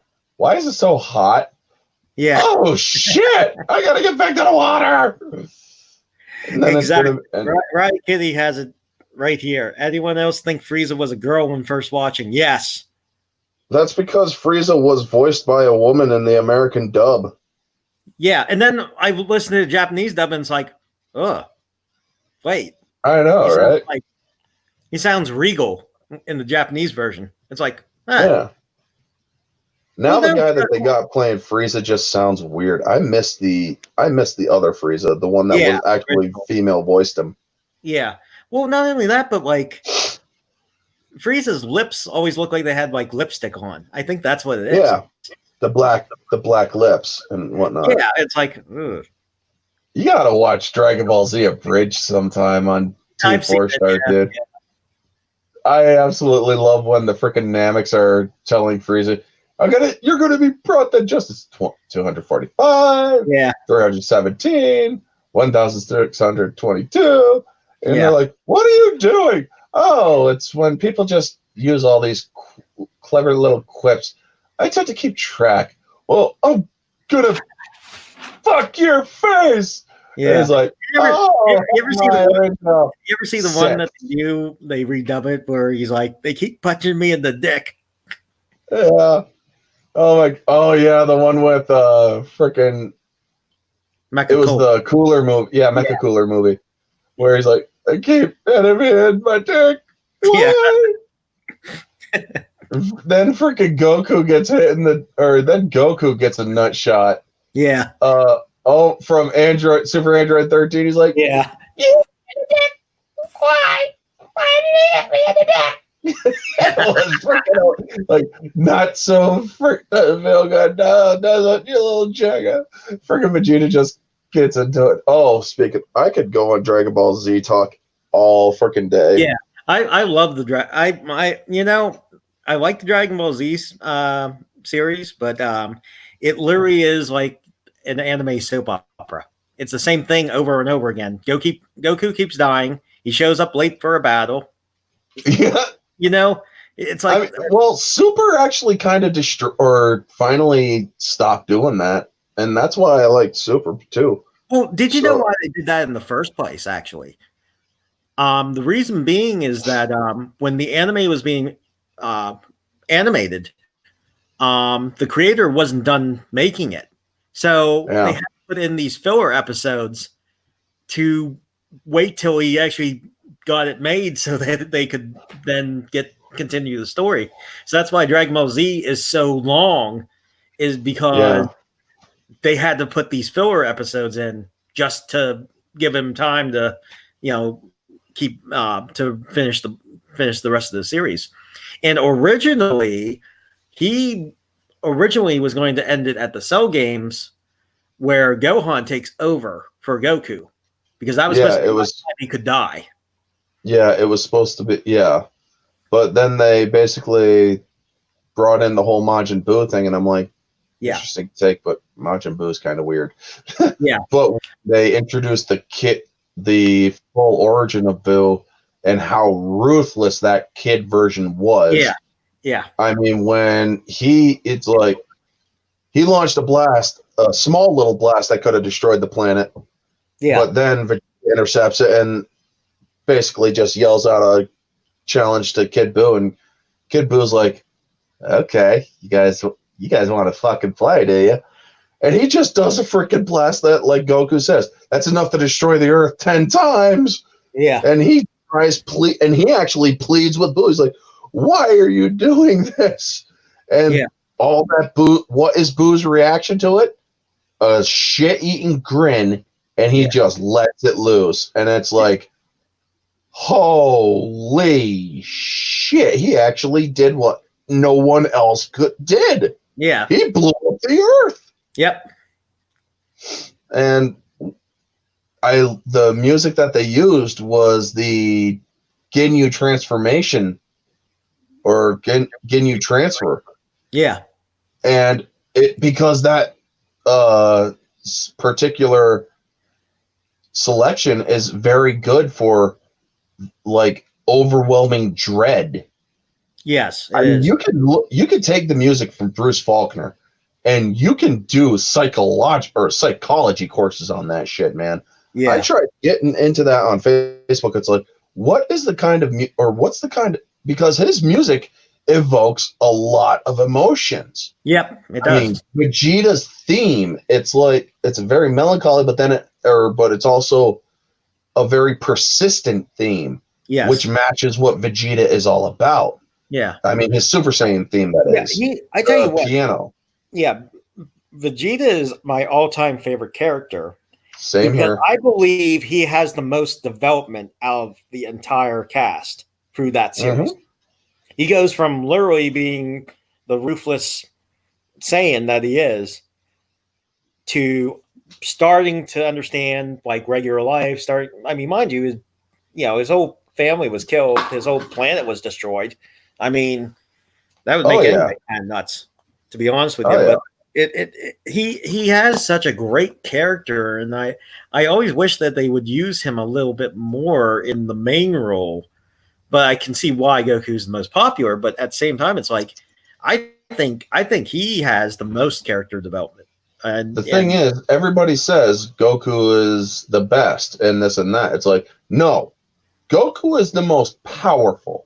yeah, He is not the best. If you really want to know who the best is, Vegeta is the best. And they're like, how do you figure? Because Vegeta literally became a god without having to use the fucking ritual. yeah, Vegeta mastered the Super Saiyan Blue form. yeah. Vegeta freaking pushed beyond his own limits Well, not just through that, but sheer will. not just that, but when at the end of Dragon Ball Z, when he's going up against Kid Buu, he's not even Super Saiyan 3, and he's still holding his own. Even Yeah, take it Boo's easy, Riot. surprised. Even Kid Boo's surprised is like, Yeah, Kid Buu was like, or when he was still freaking slogging on from that, yeah, and whatnot. Oh my god, it's snowing out again. But when when he's getting up and Kid Boo's getting taunted by Vegeta, and he's like, "Go ahead and run away," and he's like fully ready to kill him. I mean, Kid Boo's like, "Okay, that's it. I've had enough of your ass. You Yeah. are dead." And then he's like, "Oh wait, he's just standing there." Yeah. And then he was about to use the Big Bang on him, and he tried, and it's like, "Damn it!"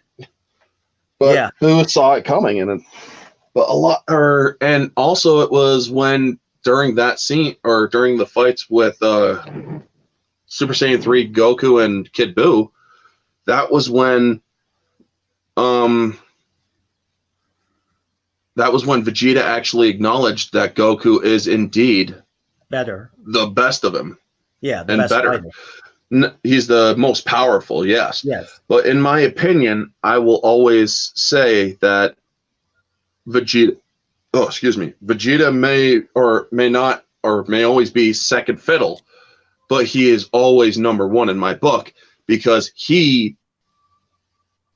his will is one of the strongest wills. Now, Yep. I mean, he allowed himself to be possessed by freaking Bobbity.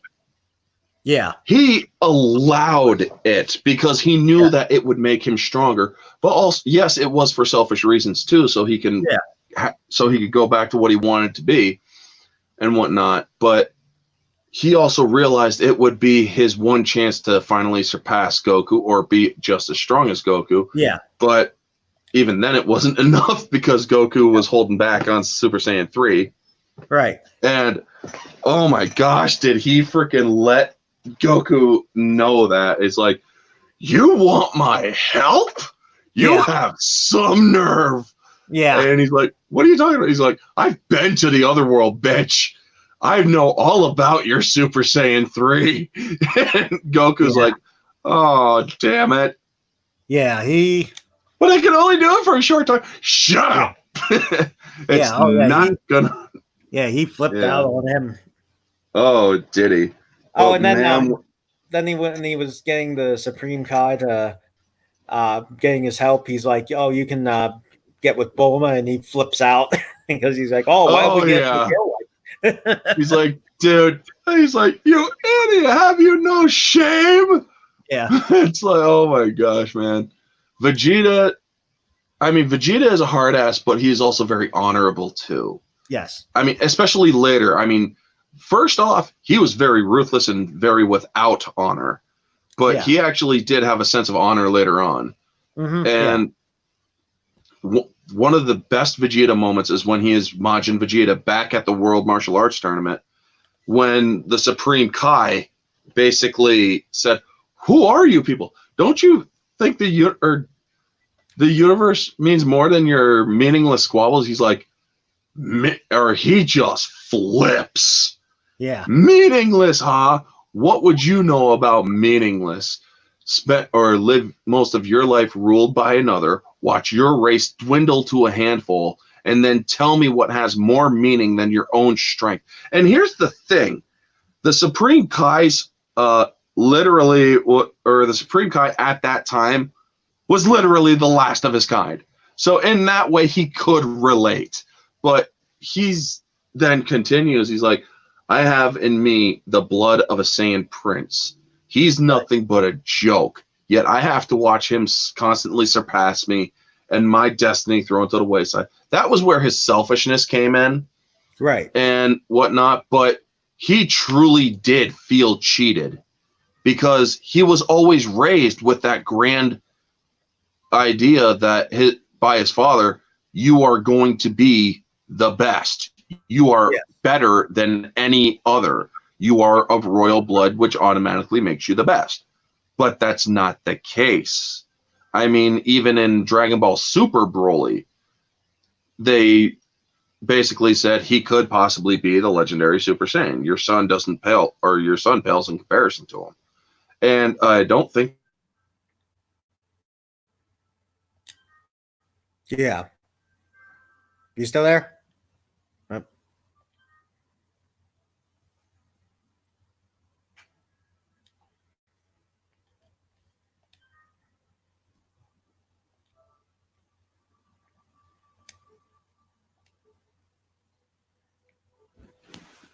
Up, I think he's gone.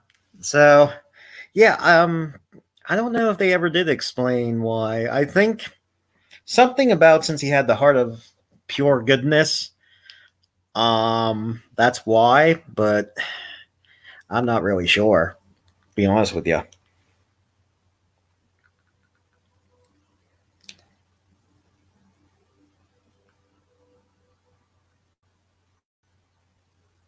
Yep. Uh, he'll be back.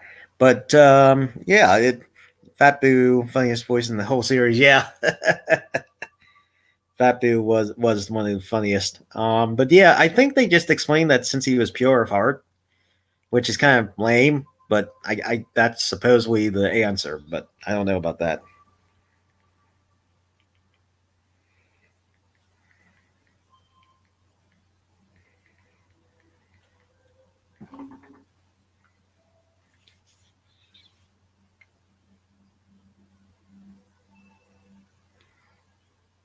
But anyway, yeah, I like Dragon Ball Z series, and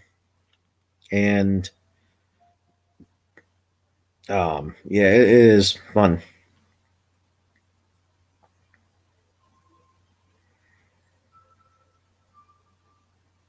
Um, so we're gonna be so Dragon Ball Z. What other animes do you guys like? Um, I like Attack on Titan. That's another favorite of mine.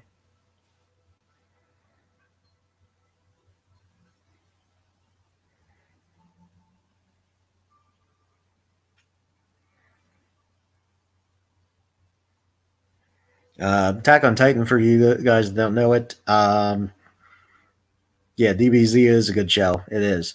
Attack on Titan, if you guys don't know about it, it's literally probably one of the most gut wrenching animes you can watch. Well, maybe not. That would probably be Grave of the Fireflies, but hard to watch at some points. But it's really good. You back? Yep. How? That's a good question. How is Goku more powerful? Did they explain that? Where was this question asked exactly when we were talking? Like, Oh, we were uh, talking about. Did they ever explain how powerful? Why Goku was so powerful? well, it's because, or the reason why they made Goku so powerful was basically he had something to fight for, so he had the will to continue pushing forward. I mean, it's sort of kind of like a mirror to what Vegeta does. Vegeta didn't have people, but he started to find that strength in himself that Goku has. I mean, in Dragon Ball Super, you'll actually see Goku as a more fleshed out character. You'll actually see Goku completely lose it. I mean, for those, or have you seen Dragon Ball Super? Not yet. Well, yeah, there's a fight during the Goku Black arc. He goes, or where you're going to see a side of Goku that you never imagined you would see. I mean, you know how angry he was at Frieza after Krillin was killed, right? Right. You're going to see him even more pissed off than that. Oh, really? Yeah. I'm not going to that's not something I'm going to spoil for you because that is something you need to experience. It's like you thought him going off on Frieza in the Namek saga was bad or was awesome. Just wait till you see the Goku Black series and whatnot and the explanation of who this evil Goku is. Oh. Hmm. Oh, yeah. You will trust me, it's well worth watching because it's like holy shit. When they explained it all and whatnot, it's like okay, that makes sense. That makes sense. But then the thing that they say that triggers Goku, it's like, well, that yeah, Wow. that would do it. That would fricking do it. But yeah. when Broly came along in this or in Super, everybody's like, or he's more fleshed out and whatnot. It's like, yeah, but he's still crazy. He's still unable to control his power. Unable to control his power. He still will freak the fuck out and whatnot. But I do like how he was fighting Vegeta in that movie. Vegeta was a Super Saiyan God, and Broly is in, well, a kind of like golden-eyed base form. Right. Which, because, the way that Paragus explains it is he's channeling the Great Ape, but without becoming the Great Ape. Oh, okay. So in a way, he's kind of doing what Goku did against Piccolo when Goku didn't have his tail anymore. Oh, okay. I mean, he's just, cool.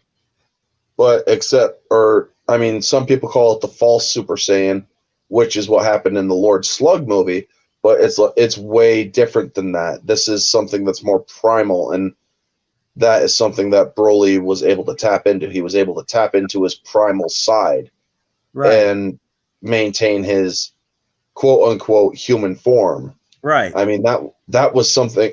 I'm like, I wouldn't exactly call it a human form because you guys aren't human, but whatever. Right.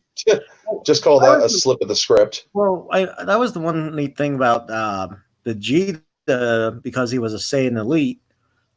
He could still retain his cognitive function when he was Great Ape. So, I always like that angle where it's like, yeah, because he was born as like this upper class. Yeah, he actually got the training to, be better than like the mindless apes that would eventually become, apes. He would be able to maintain his mind and his discipline and whatnot. Well, see, it makes me wonder, and they didn't never really dive into this, but it makes me wonder that when Planet Vegeta was still around, whenever the full moon did happen, it makes me wonder if there was like a mandatory they had to go underground, or else because they could easily just destroy each other. I'm guessing that everyone knew not to look up on certain nights. Yeah, because they could easily destroy themselves, and for as many Saiyans as there were, they probably could have destroyed the planet. Yeah, just trying to fight each other. Exactly. I mean, one of the things that they actually do a good job in explaining, I mean, they kind of made Goku like Superman in Dragon Ball Super, because they did a little bit of a retcon of Goku's origin. Right. Where Bardock is actually a very caring father, and his mother, or Goku's mother, is also very caring. Yes. I did see, Gin or whatever her name is. Yeah, Gin. Yeah. And I think that's also what helps separate them from regular Saiyans who were just more about battles and whatnot. Yeah, they were, I mean, by all means, Bardock was indeed he was a fighter. He was also low class. They were low class fighters. And so wasn't Goku or Kakarot, but he knew that he had some sort of instinct that Goku was meant for more. That Goku was going to be something greater. And that was without the whole psychic thing with the Bardock Father of Goku movie. Yeah. And somebody did a anime fan fiction of Bardock being allowed to come back for a little bit. So he could see what his sacrifice led to. Right. And it was, oh my God, man, when I saw it on YouTube, it's like, I freaking teared up. Yeah. Because, I'll be the first person to admit, I will cry like a bitch if it tugs at the right heartstrings. Oh, yeah. But, man, when Bardock appears in front of Goku on Earth and whatnot, and he sees his son, he hugs his son. Goku doesn't know how to react because he's never met Bardock. He didn't know who Bardock was and whatnot. he then Yeah. sees Gohan and Goten, and this is when Gohan is older and whatnot, and he's like, these are your son, right? And he's like, has the old man been treating you right, and this and that? And he's Right. like, you look just like your father, or you look Yeah. just like Kakarot. And he's like, I don't look like a carrot. That's Goten, Yeah. because he never heard his father's Saiyan name before. Right. And then then he sees Chi-Chi, and that was when his time expired and he had to return. And Chi-Chi's like, or Goku's like, who was that? And Chi-Chi's like, I think that was your father. And that's where it ended. And it's like, I want more of that. I Yeah. freaking want more of that. Yeah. Because it's like, get in touch with Akira Toriyama and fucking put that in a movie. Oh yeah. Because, Yeah. oh my God, man, that was great. Yeah. And But one of the things too is that um, what I really liked about the Dragon Ball Z series is, there were very touching moments. Not a yeah, lot, but there were very touching moments, and it really pulled you into the story, and oh you yeah, wanted to see more because, you know, I know a lot of people make fun of the fact that Goku's not a very good dad, but you don't really get to see the in between stuff. You just really always see him training, you know, yeah. and so. But it's kind of funny because they actually spend more time showing interactions with Trunks and Vegeta than they do like with With doing Goku, regular things. You know what I mean? yeah. Doing like father son things. I mean, even Vegeta wasn't really that good of a father to Trunks, or to Trunks, but the Chibi Trunks, as I call him, the little Trunks, Yeah. he's a spoiled brat. There's Yeah. no doubt about that. That kid is spoiled brat compared to Future Trunks, Oh yeah. which Future Trunks is more humble because he didn't grow up with his father. He didn't grow No. up with privilege. Yeah. He grew up in a very horrid future. Yeah. And you're actually going to see Future Trunks and Young Trunks meet. Yeah. You're going to see all of that in Dragon Ball Super, and it's very touching and whatnot. But one Yeah. of the most touching things I liked in Dragon Ball Z was before Majin Vegeta's great sacrifice against Boo, and he's like, Trunks, you're my only son, and I've never held you once except for when you were a baby, have I? And he gave his son a gesture, or a hug, and whatnot. Yeah. And his son's like, oh my God, this is so embarrassing. And Right. like, Dad, stop it. But because he didn't understand what was going to happen. Yeah. Exactly. And then he says, or Trunks, or something, you must know, I'm proud of you. And that kind of throws Trunks for a loop. And then Vegeta, in true dick fashion, just cracks him on the side of the head. Yeah. And it's like, oh shit. Yeah. And then Goten, and he just gives Goten a little sucker, or gut punch and puts him out. Yeah. But Piccolo understood exactly what was going to happen. And he's like, and even Vegeta realized, he's like, tell me, well, I see that clown Kakarot and the other one. He's like, I'm not going to lie to you, Vegeta, though the truth is not going to be what you want to hear.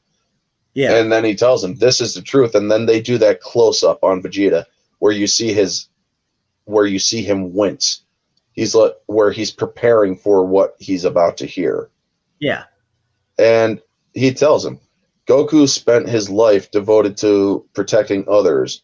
So when he died, he was able to travel to King Kai's planet and retain his body. You, on the other hand, have spent your whole life in pursuit of selfish interests and causing pain. So when you die, you will not receive the same reward. And he's like, oh, well, so be it. Get out of here and hurry. And it was just a beautiful thing that what Vegeta was, or what Piccolo explains to Krillin. He's like, for the first time, Vegeta is fighting for someone other than himself, changing his own fate. Yep. And it was the most coolest thing I'd ever seen. Yeah. And that's what I mean. It's very touching, and you get those moments where it's just like, wow, that's great storytelling. And like Yeah, I've said before earlier, yeah, Vegeta to me is the best character because we get to see a so much huge character progression. arc. Yes, Yeah, he has the and biggest character arc of any and of any franchise I have, and I've seen a bunch of many yeah, franchises. This dude has the best freaking character. He goes from purely ruthless killer to somebody who would literally die to save a universe. right, exactly. I mean, just wait until you see the Dragon Ball Super anime. I watched Yeah, the Japanese dub, meaning I had to pay attention to subtitles, but I still was able to watch the whole thing. right. When you see what he can do in Dragon Ball Super, you're gonna be impressed, man. I mean, yeah, he's still falling behind on Goku and stuff here and there, but there's one line. This is because I already did kind of spoil a couple things where he masters blue form and whatnot and becomes a god without the same thing Goku had to do. Uh-huh. Sadly, I did spoil that for you. It's But fine. one there is one line that he says when he transcends his blue form. He's like, Goku can have his ultra instinct all he wants, which is that's Right. something you're going to learn about. Uh-huh. I'm going to ascend on my own terms. I'm going to push back, or I'm going to unleash my potential in my own way. And Right. that is true Vegeta spirit. And Right. that is true Vegeta fashion. He will do it himself.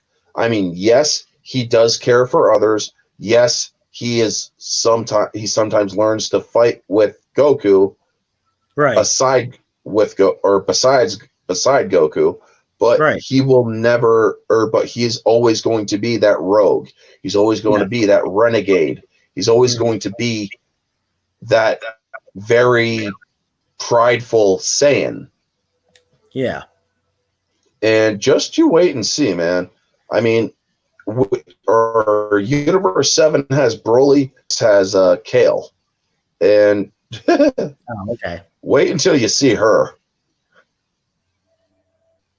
Kale. Just, yeah, that's the Universe 6 also has Saiyans. Hmm. And Okay. they, and just as Broly is sort of the legendary Super Saiyan there, well, Kale, or they really tap into the Dragon Ball Z Broly with her, where basically they call it a Berserker Saiyan. Oh. But yeah, she's kind of like, but you'll have to see it for yourself. I'm not going to say any more than that. But she's also Oh. pretty strong too. I mean, I'll tell you that, man. She holds pretty good against Goku in blue form. Oh, okay. But yeah, you're going to see Vegeta very fleshed out in Dragon Ball Super, and in ways that even you wouldn't even expect, in ways that I never expected. I mean, it's like, holy crap, he actually does this. Wow, he actually does do this and that. I mean, he goes and he'll surprise you, Hmm. as will Goku in the or later in Dragon Ball Super. He'll surprise you too. I mean, you're going to be pleasantly surprised when you see Super. I or Hmm. I will Okay. say that you're going to be pleasantly I'll have surprised. to. Yeah, I'll have to look at that because I'm very interested in how that Yeah, works. but also Soul Assassin, I think it was. He said he liked Piccolo, and the thing is, I do too. Piccolo is a freaking badass in his own right as well. I mean, that dude freaking merged with. Let's see here. You have Nail, Kami, and then, well, this is actually not. technically canon, but he also merges with the original King Piccolo as well. So Yeah. he actually truly becomes the original Namekian that he once was. Yeah. But that was actually in Supersonic Warriors time, or in his story. But it's pretty interesting. And you're going to see other Nameks from different universes in Super that you're going to be pleasantly surprised by those two, or by them as well. Okay. Oh, yeah. Because, I haven't gotten to yeah. it. Eventually, I'll get to it. But yeah, it's Piccolo always had that like calm, like very You, very much a thinking person. yeah, He he was was he a always masterful thinker. yes, He was a and tactical fighter, but he was also yeah, spiritual. yes, and that's why I think he had such like a presence to him, even though he was by midway through the series he was completely outclassed by all these other fighters. I mean, he still had that presence about him that he could still Well, do some damage. thing is, he was always the third strongest until Trunks came along, or future Trunks came along to push down to the fourth strongest, but yeah, he's always been like top 5 at any time, or at any given time, until Gohan, or until the Cell series or Cell Saga, when Gohan finally. Then it was Right. Goku, Vegeta, Trunks, Piccolo. Well, top 5. There you go. Yeah. Yeah. Yeah. But it's kind of. I always thought it was interesting because when he like one of my favorite moves was always the special beam cannon. I always thought that Oh was yeah. really cool. And I liked how he in the first part of the Saiyan saga he even tells Goku, "I'm saving this for you," but he actually still gets to use it on him, just in a different way than what he thought. Yep. Oh my god, I can't. I think you cut it out. I keep on. No, I didn't cut, or I might be cutting a little bit. Am I? Oh no, now you're fine. Now you're fine. Okay. Yeah. The Makinsapo, or how the hell do you say the damn Japanese version of Special Beam Cannon? Oh my I can't god, they remember. actually make Makinsapo or Makinsa. Anyway, freaking Dragon Ball Z abridged. Oh my gosh, they make fun of that so much. It's like, oh come on, Goku, it's called the Makika, and then freaking Nail and Kami are like, or say it together, and he's like, yeah, that one, and he's like, what? Because it was in his head that he said or heard it, and it's like, Goku can't hear inside your head, dude. Marcus Zapopo, and he's like, that one. But Goku calls it like the macacopotamus and shit like that. And it's just like, oh my gosh, man. But I like the yeah, abridged series. The abridged series on its own is a good merit, and that's why freaking Funimation went after Team 4-Star. They've been trying to sue their asses for a while. Oh, really?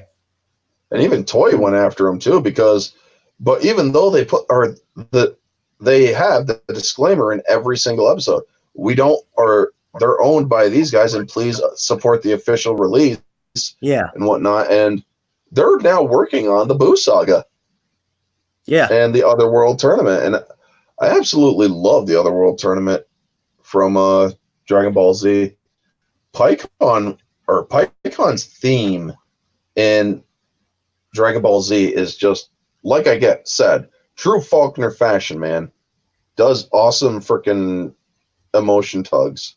Yeah, it does. I remember first seeing him, and they're in, they're both dead, and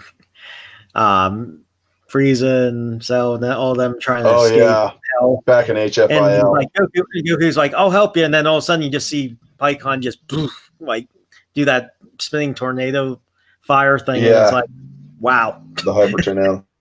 Yeah, originally in the original manga, Goku doesn't fight the Ginyu Force or anything. It's just freaking Pycon takes care of everything. Yeah. And whatnot. And it's like, but when Pycon just flashes right by Goku, and Goku's like, what the? And then you see he dispatches Cell with like two or with one shot. Well, two technically. He kicks him and then hits him. And then he just appears right between King Cold and Frieza and just knocks them out. It's like, holy, you could tell this is a warrior on a whole nother level. Yeah. And I would love to see him and Piccolo meet because he actually said, I should introduce you to my friend Piccolo because they both, or he wears wedding clothes too. You guys would get along great. And but the thing is, a good tag team. Yeah. Yeah, they would. But oh my gosh, man, when I was watching the Otherworld tournament for the first time and East and West Kai are going at each other, or East and North rather. Yeah. He's like, just keep talking, you fast talking half pint. Or at first I thought he said, you just keep talking, you fat fucking half pint. It's like, seriously? Did you just seriously drop an F-bomb in a kid's show? Yeah. But then you also realize it's not technically for kids. No, I mean, it's not. Dragon Ball was never meant for kids. I mean, did you see the amount of nudity in that show? Well, not just that, though. You saw Bulma completely freaking naked, man. It wasn't Bulma technically like I don't even know. Teenager. Yeah, teenager. She was. I think she was like 17 or 18. Yeah, technically, barely. Yeah. Yeah, so she was barely legal, so to speak. But the second season of Dragon Ball, she was totally legal. Yeah. And that was the season where frickin' Yamcha pulls the blanket off her, and while he's looking for her Dragon Balls, sees Bulma completely naked, and just screams to high hell like, yeah, whatnot. And it's like, oh wow, dude. I always thought Bulma was actually a little older, a couple years older than Vegeta, or close to the same age. Maybe. Yeah, I think she's actually like 3 or 4 years younger than him. Oh, okay. Technically. Well, because I'm trying to do the math in my head because when Planet Vegeta gets destroyed. Wait. You actually might be right. I think that Bulma and Vegeta are like maybe a year apart, and Bulma is maybe just a year or two older. Yeah. Because Goku years younger than Vegeta. And he's like 8 years old or 9 years old in Dragon Ball, I think. Yeah. And that's what I mean, because Bulma's 10 years older than Goku. Yeah. So Vegeta is like 4 or 5 years older than Goku. Yeah. So that's like 4 or 5. So if he's 9, that makes Goku like 6 or 14. And Bulma's 5 years older than Vegeta. Holy shit! Yeah. I thought so. Yeah. Did you ever see the Battle of the Gods movie? Yes. And Resurrection F. Yes. Well, again, I think Vegeta F, should kill Frieza. Oh, trust me, I wish they had. I really was waiting for that in that movie, and I'm like, oh, come on. He needed that. It's like, yeah, that's what I said. I'm like, that would Vegeta needs this. Don't cheat him for it. But they did. And it's like, man, fuck you both. Because I literally thought at that point, I'm like, yes, he's finally going to get rid of Frieza for good. Vengeance. You know, this is his vindication, you know. Yeah. And it's like, no. I'm like, come on. But no, I love the fact that in Battle of the Gods, when Beerus hits Bulma, and Vegeta just loses it. And they even say he's stronger than Goku at that point. I mean, he actually surprised. He surpasses him. Yeah, and smashes him right then and there. It's like, darn. I'm like, wow. Yeah, he's like, impressive show, but you're still not the one I'm looking for. Yeah, at that point, he's like, oh, screw my life, you know. It's like, oh, but I actually like Battle of the Gods. I like the light-hearted tone to it at the same time because he and the food. I don't know what they do in Dragon Ball, but whenever they eat, I get hungry. I don't know why. Oh my gosh, dude! Dragon Ball. Did you or have you ever seen Dragon Ball GT, including the Lost episodes? Yes. Well, anyway, during the baby episode or the baby saga, with that creepy sort of like cyborg baby thing, Parasite. Giru is scanning Kid Goku while he's eating, and oh my god, he actually addresses the one thing everybody wonders. Where does it all go? Because he says, interesting, amount of food ingested surpasses dimensions of stomach. And it's like, finally, fucking somebody says it. Yeah. It's like, how is he eating so much food? He would freaking die. Someone made the joke that the reason why Frieza destroys Planet Vegeta is because they're literally eating them out of house and home, and they're not making any money for the planets because they keep having to supply them with food. Yeah, I mean, considering that all the Saiyans literally tons of food. Heck, what the first thing Raditz does is like kills like a bunch of creatures, and then he's like, "Oh, I'll cook the meat next time." You know? Yeah. I mean, it's And it's like even when he was a kid in Dragon Ball, he kept eating. It's just like insane amounts. So I think Raditz actually ate 2 raw chickens. He's like, next time we'll have to cook it. Yeah, that's what I mean. Yeah. Damn, dude, you ate raw chicken.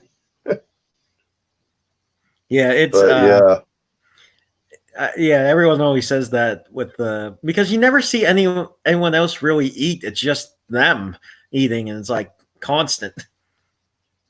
Yep. Now, here's a fun fact for you. How many Saiyans have the same haircut?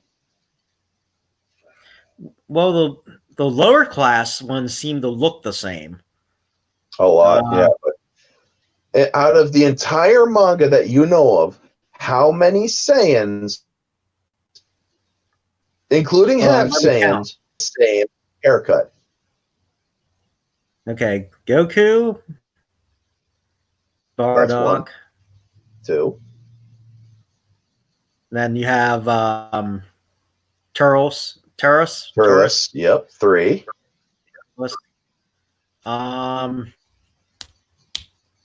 Crap.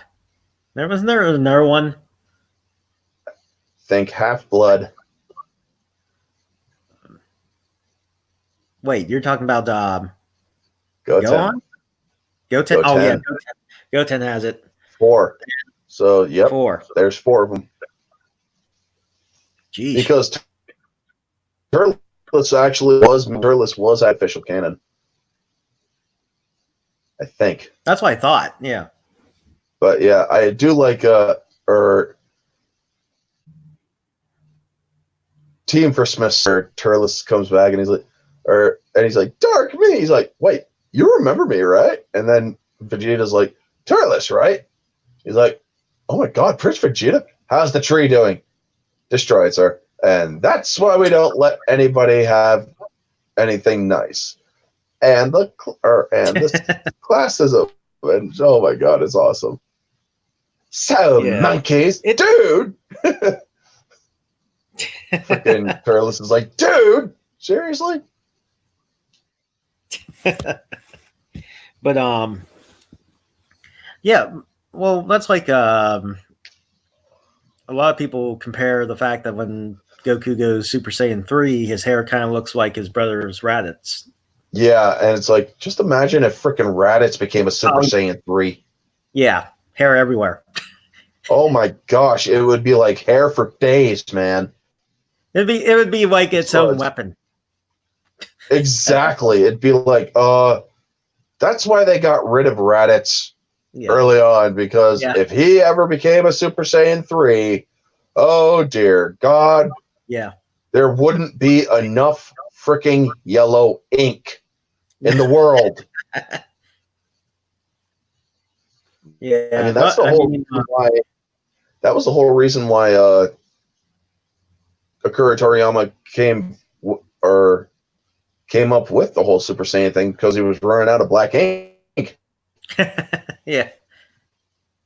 Yeah, I did hear that, actually. Yeah, it's like, I was running out of black ink, so I decided to make his hair yellow instead. And that's when a bunch of people started calling him a Nazi lover because of the whole Aryan perfection thing. And it's like, oh, shut up. Well, you remember that. Well, you remember Janemba, right? Oh yeah. With when they bring everyone back from the dead, and including a very interesting dictator. Hitler. Yeah, and then Goten and Trunk go Super Saiyan, and in the English dub, he's like, "Wait, blonde hair, blue eyes, super strength. I should be recruiting them." It's like, oh wow. Oh my God! Like they went there. They actually said it. Oh. Yeah, when GT was. I actually I never saw the full freaking fledged movie. Oh really? Yeah, they actually went there, and it's only in the English dub. The original Japanese, it was like, oh, those punk kids. That's all he says. But in the English, they actually went there and said, blonde hair, blue eyes, super strength. I should be recruiting them. It's like, wow, holy shit, man. They really did that. But no, that one was hilarious too at the same time, because they brought back like Frieza and Nappa and all that, and like everyone's was just like killing them like with one hit, because they're so far beyond what they used to be. Yeah. I mean, or who beat Frieza? Technically Trunks. Future Trunks. Well, no, who beat him in that movie? Oh, in the movie. Oh, that was Gohan. All right. Did Videl beat anybody? Crap. I can't remember in that one. I'm pretty sure she could have freaking killed Frieza. Well, possibly. Well, she had a bit more prominent role in Broly: The Second Coming. Yeah. When she fought Broly, it's like, dude, she's actually keeping up with Broly in Super Saiyan form? Yeah. And that's not bad, but no, she's not really, yeah. But okay, I thought I cut out for a second.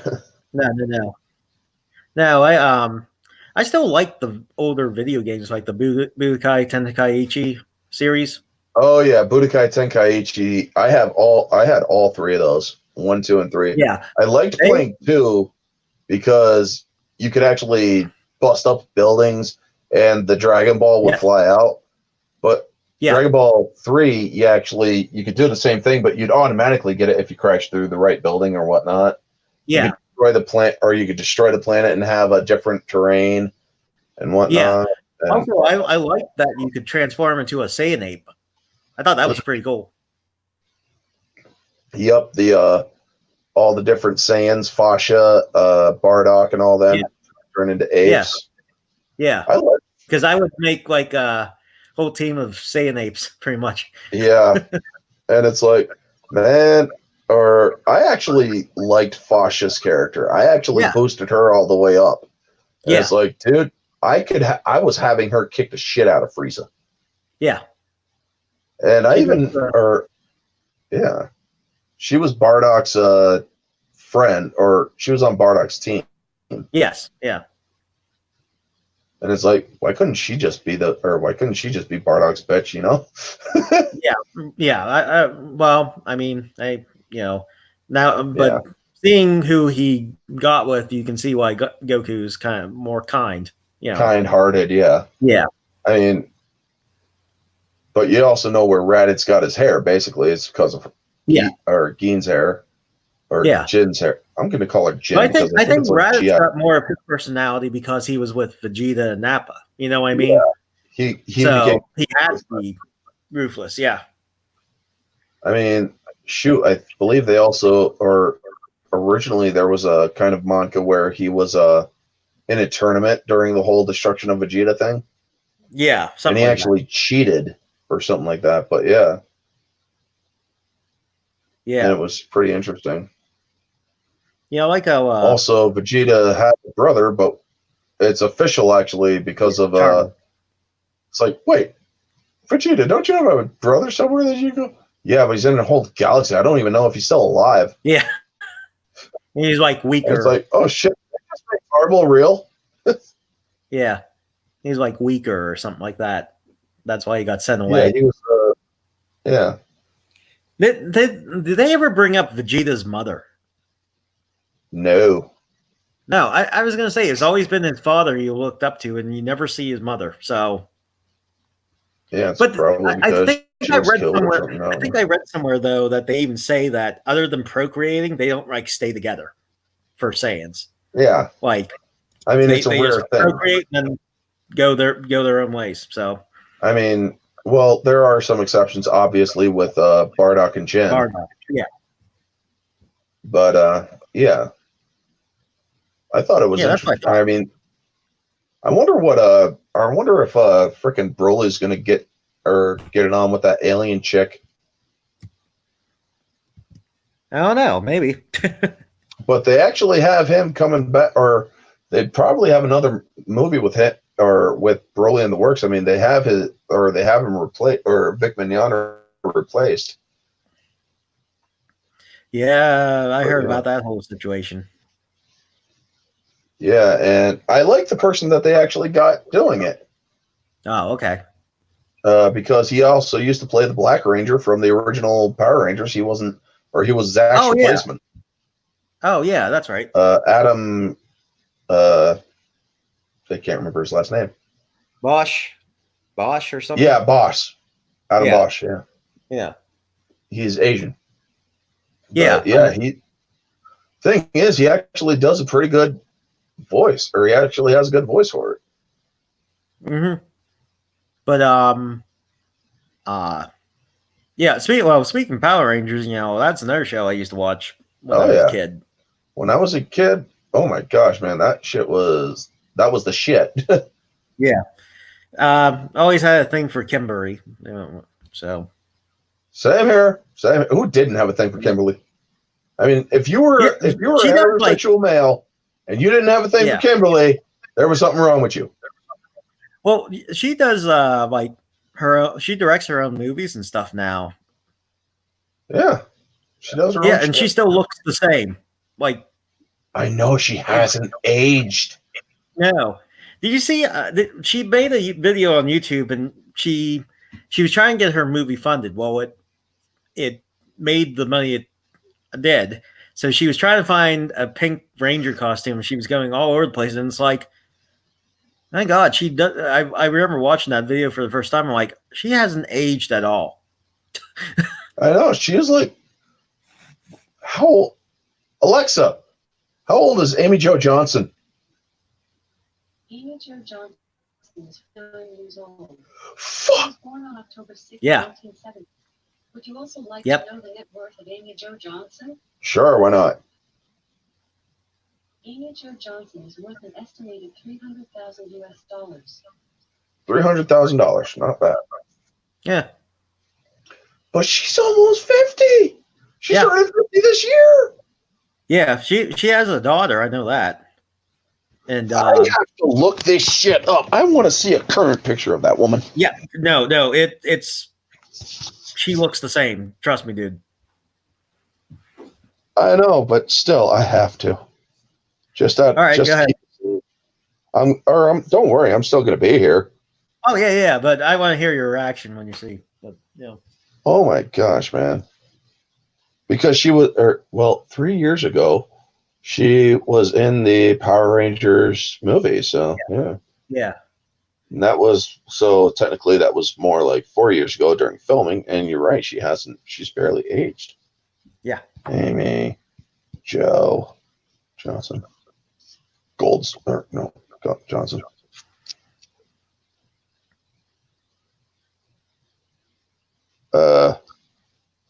Current pictures. Let's see here.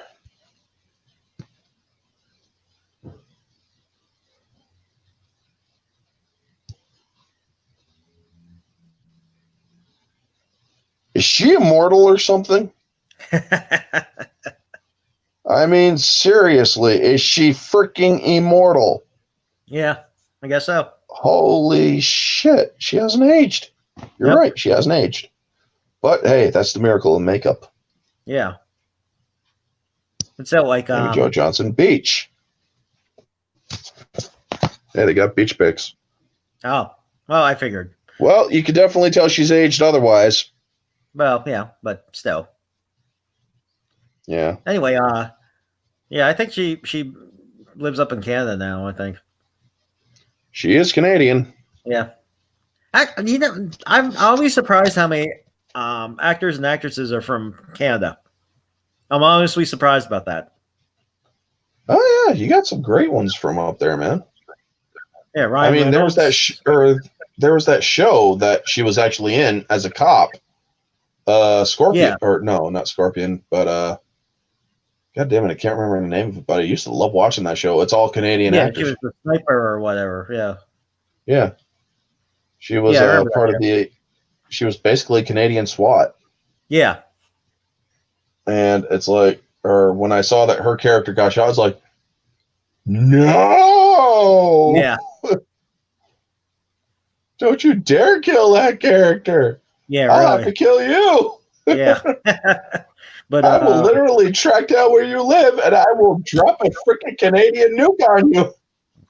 Canadian. And then I'll have a freaking shit on your grave. What is what's a Canadian nuke?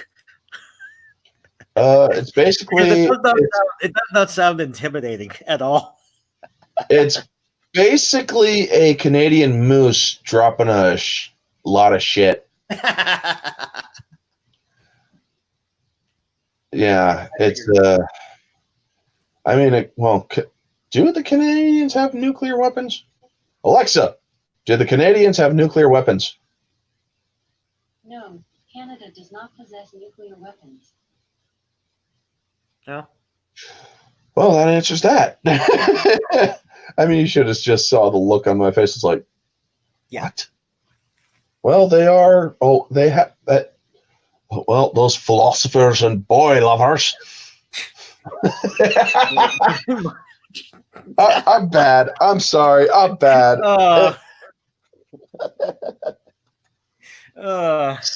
Sorry. So sorry. Oh, God. I'm joking, folks. I do not mean that about Canada. I mean, hell, some of the coolest YouTubers in the Fandom Menace live up there. Yeah. I mean, but I wish Darth Barbie would have done one of those Canadian 2020 Blizzard videos where she just opens her door and it's just snow. Yeah. I hate to say it, but like whenever I hear Canada, I always think of Blame Canada from South Park, the movie. Yeah, I know, right? Yeah. Bigger, longer, That's and all uncut. Yeah. Think of. It's like, oh my gosh, man! Didn't they kill Celine Dion in that movie? Or no, wait. No. Somebody went to bed with her. I know somebody took her to bed though. I can't remember which one it was. Yeah. But yeah. South Park is, oh my gosh, man. I loved their movie. I just never could get into the damn show. I never could pay attention to the show. And it's like, I mean, I know they kill Kenny almost every freaking episode, but how does he keep coming back? How many Dragon Balls do you people possess? Who knows? They changed their answer a couple times, actually. Yeah. But oh my gosh, man, bigger, longer, and uncut. When he arrives in hell, and the devil is there, fallen one, and then you hear, or after he gives his little spiel, Kenny's like, "Oh my God, no!" Yeah. The way he screams, man, Yeah. it's just, "Oh my God!" Yeah. And freaking Satan's not even Satan in that movie. He's a freaking bitch to Saddam Hussein. Yeah. That's even Like, better. oh my God, man, that's just bad. You'd But think he would have been yeah, like, yeah, they you'd killed the think he would have been Baldwin the other guy's bitch. But yeah. because no, they Oh yeah, the Baldwins died. I mean, thing is, Yeah. I could give a damn about Alec Baldwin. My aunt actually met Danny Baldwin. They're from Syracuse area. Oh, I didn't know that. And contrary to popular belief, folks, Baldwinsville is not named after the Baldwin family. Oh yeah, I It figured that was one. Baldwinsville way before the Baldwins even were a thing. But yeah, I mean, when my aunt was actually with Danny Baldwin, he actually went on a talk show and he gave his sister's number out to on the air, and she's like, or she actually gave him the phone because everybody was blowing up the freaking phone. Oh, And she's gee. like, "I hate you, you bastard!" And it's like, yeah, that's what Danny's do. They're troublemakers. Because my dad's name is Dan. My name is Dan. I'm named after my dad. Right. Oh yeah, it's fun. But no, like we, I was watching South Park episodes and stuff like that, and it's kind of funny because they're I still think they're pretty funny. It is kind of funny. It is weird because their type of humor is how do I put it? Completely uncensored. Not just completely uncensored, but they're actually very smart about how they do the humor. In other words, it's more aimed for people who are actually able to take it, able to understand what they're actually making fun of. And the reason being is when I was in college, a couple of my professors loved it because they knew exactly what they were talking about, and they were actually very intelligent writers. Nice. Yeah. Well, you ever listen to System of Down? System of a Down. Yeah. I've heard of them. I think I've heard like one of their songs or two of their songs, maybe. Oh, okay. If you listen to the lyrics, their lyrics are actually very, even though it sounds like, it's a harsh sounding music, their lyrics actually are very political in message. One of the things that one of the lyrics was we can't be neutral on a moving train. That's actually a political term. What they're talking about is the world's constantly moving. You have to pick a side one way or the other. That's what that means. And then where one lyrics is, why do you feed us lies under the tablecloth? Again, that's to symbolize, how when you're a kid you feed the dog when your parents are. Well, it's the argument of you get fed lies by politicians, but they're just giving you breadcrumbs. They're not even technically even supposed to be giving you anything. That kind of it's symbolism.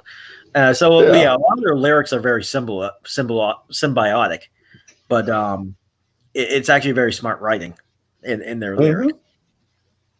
And it's funny because of the type of music, not everyone's going to get it, but the ones that do, it's like oh, know exactly what they're talking about, So yeah, it's funny how some things are disguised to be funny or to be like abrasive, but in reality, when you really look into it, there's like a big message they're trying to say. Yep, but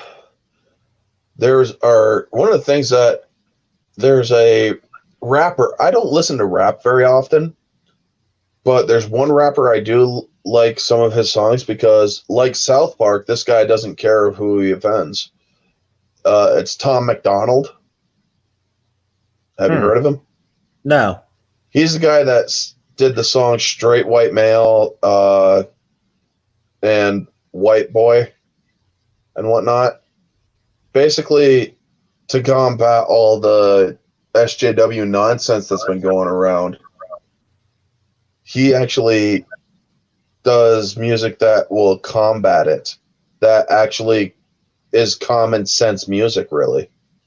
Oh, okay. And everybody says, well, he's just a Trump supporter and this and that. It's like, dude, he takes a blast at Trump in the Straight White Male song, I believe. He actually calls you out for that, too. He's like, you're probably all going to call me a Trump supporter and this and that. It's like, dude, he just shut you all down, too. Yeah. I think it's just a person that, I mean, maybe he has conservative views. He definitely does. Because, well, conservatives aren't afraid of dropping the truth, you know? Facts don't care about your feelings. I mean, that's a very conservative viewpoint. You know, I when it comes to politics and stuff like that, what I don't understand at this moment is the town I grew up in, and I'm still here, it's very much conservative. But Same here. I've never ran into blatant racism. I've never ran into blatant, sexism. Hate. Yeah, exactly. And it's like, how did all of a sudden people who are conservative are now automatically, racist or sexist or whatever? And it's like, I've never even seen that. We're just worried about running around in our own lives. We don't have time to bother about somebody else's stuff. You know what I'm saying? Yeah. So it's like, I mean, what happened here? I don't get it. People like to label anybody who is conservative or right wing as racist because they automatically assume that people voted for Trump or this and that, and they are all of the same. Or most exactly. Yeah, because there's a lot of conservatives that don't like Trump. So exactly, yeah, and I mean, the guy is an idiot. Don't get me wrong. I wish he would get off of Twitter. Yeah. I mean, the guy. He reminds me of one of those types of people that doesn't know when to shut up. Like, dude, exactly. You had this earlier. It's like, yeah. I mean, there's a show that I watch. I do watch the Ben Shapiro show, and he said a very truthful thing today on his show. He's like, the first thing that any lawyer, especially a defense lawyer, tells their client is to shut your pie hole. And his lawyer should be going to Trump and say, shut your freaking Twitter pie hole. Yeah. You're going to dig yourself deeper. Yeah. And he has in some ways. And I mean, I don't agree with everything the guy does. I am not a blind Trump supporter. I mean, I support the guy a little bit here and there, but at the time back in 2016, I voted for the lesser of two evils in my own perception, because I met Hillary Clinton years ago, and it's like she sucked the heat right out of the room when she walked into a room that was roughly 80 degrees because it was so frigid outside. I mean, have you ever seen the Harry Potter movies? Yeah. Prisoner of Azkaban? Oh, yeah. Where the Dementors? Yeah. I swear to God, she's a freaking Dementor in human form. I mean, literally, I shook her hand. I actually met her, shook her hand. It was cold and clammy, man. It's like, and I just got all the wrong vibes from her. And so, 2016, she was running for president, he was running for president, and this and that. It's like, oh, I'm going to vote for one or the other. Screw it. Lesser of two evils. And I voted for him. Now, does that mean I'm going to blindly support the man? Hell no. He does some stupid stuff. He supported the red flag law, which in New York State is very damaging it's an unconstitutional law. And It's like, no, man, what you just did. He also, I did a video back a while ago, last summer, when he talked about how video games are causing violence and stuff, it's like, dude, Oh yeah, you took that no, pill. man, no, dude. And basically the video was me setting the record straight. I grew up playing some of the most violent freaking video games, Mortal Kombat, where you're ripping people's spines out of their damn backs and heads. Right. You're freaking burning people to a crisp. You're freaking bisecting them laterally and vertically. Yeah. You're doing all sorts of evil shit. And you're doing shoot 'em up games like GoldenEye 007 and whatnot. Yeah. Not once did I ever want to pick up a gun and bring it to a school. Not once did I ever have a violent impulse to just beat the shit out of somebody. Yeah, I know. Not once did I want to do any of that stuff. Yeah, that is one of the cheapest scapegoats to use. It is. It truly is. And then another one is, well, people who commit these crimes are obviously mentally handicapped or disturbed. And it's like, man, I don't need that kind of insult in my life. Right. I mean, I'm mentally handicapped. I never shot up a school. Right. Yeah, I know. And believe me, I was bullied way worse than the shooter in Florida a few years ago. Right. I was bullied for 11 years. Right. In school. 1st to 12th grade, I was bullied. I finally fought back in 12th or 11th grade. So 10 years, so to speak. But yeah, and it's like, I had gone through things that most kids nowadays would have, or if they had to deal with that shit for a month, they wouldn't even last a month. They'd want to hang it up midway through. You guys think you had a bad but before social media and stuff, you guys didn't, or you guys don't know how good you got it. Me, I'm an anti-bullying person. I am all for, or I'm a advocate for against bullying and this and that. And they're like, and now, does that mean that being bullied is an excuse to do anything stupid? Hell no. No. Play the smart game and just either ignore or fight back, but don't go to extremes like going after the whole school. It's just not right. I mean, I fought back and kids finally learned. I mean, they learned because they realized, holy crap, if this is what he was able to do this whole time, and we never knew it, because I was a black belt at the time when I fought back, and a kid put his hand on me, and I totally diffused the whole situation really quickly. And I told him and his friends, they were both, or all three of them were jocks. It's like, you guys are going to leave me alone from now on. I don't want to do this, but if you force me to do this, I will do this. And I popped the kid's shoulder right out of his arm to get the point across.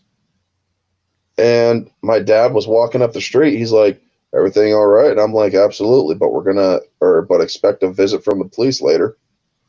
I mean, and the police showed up. And it's like, oh, great. But yeah, we both said the same thing.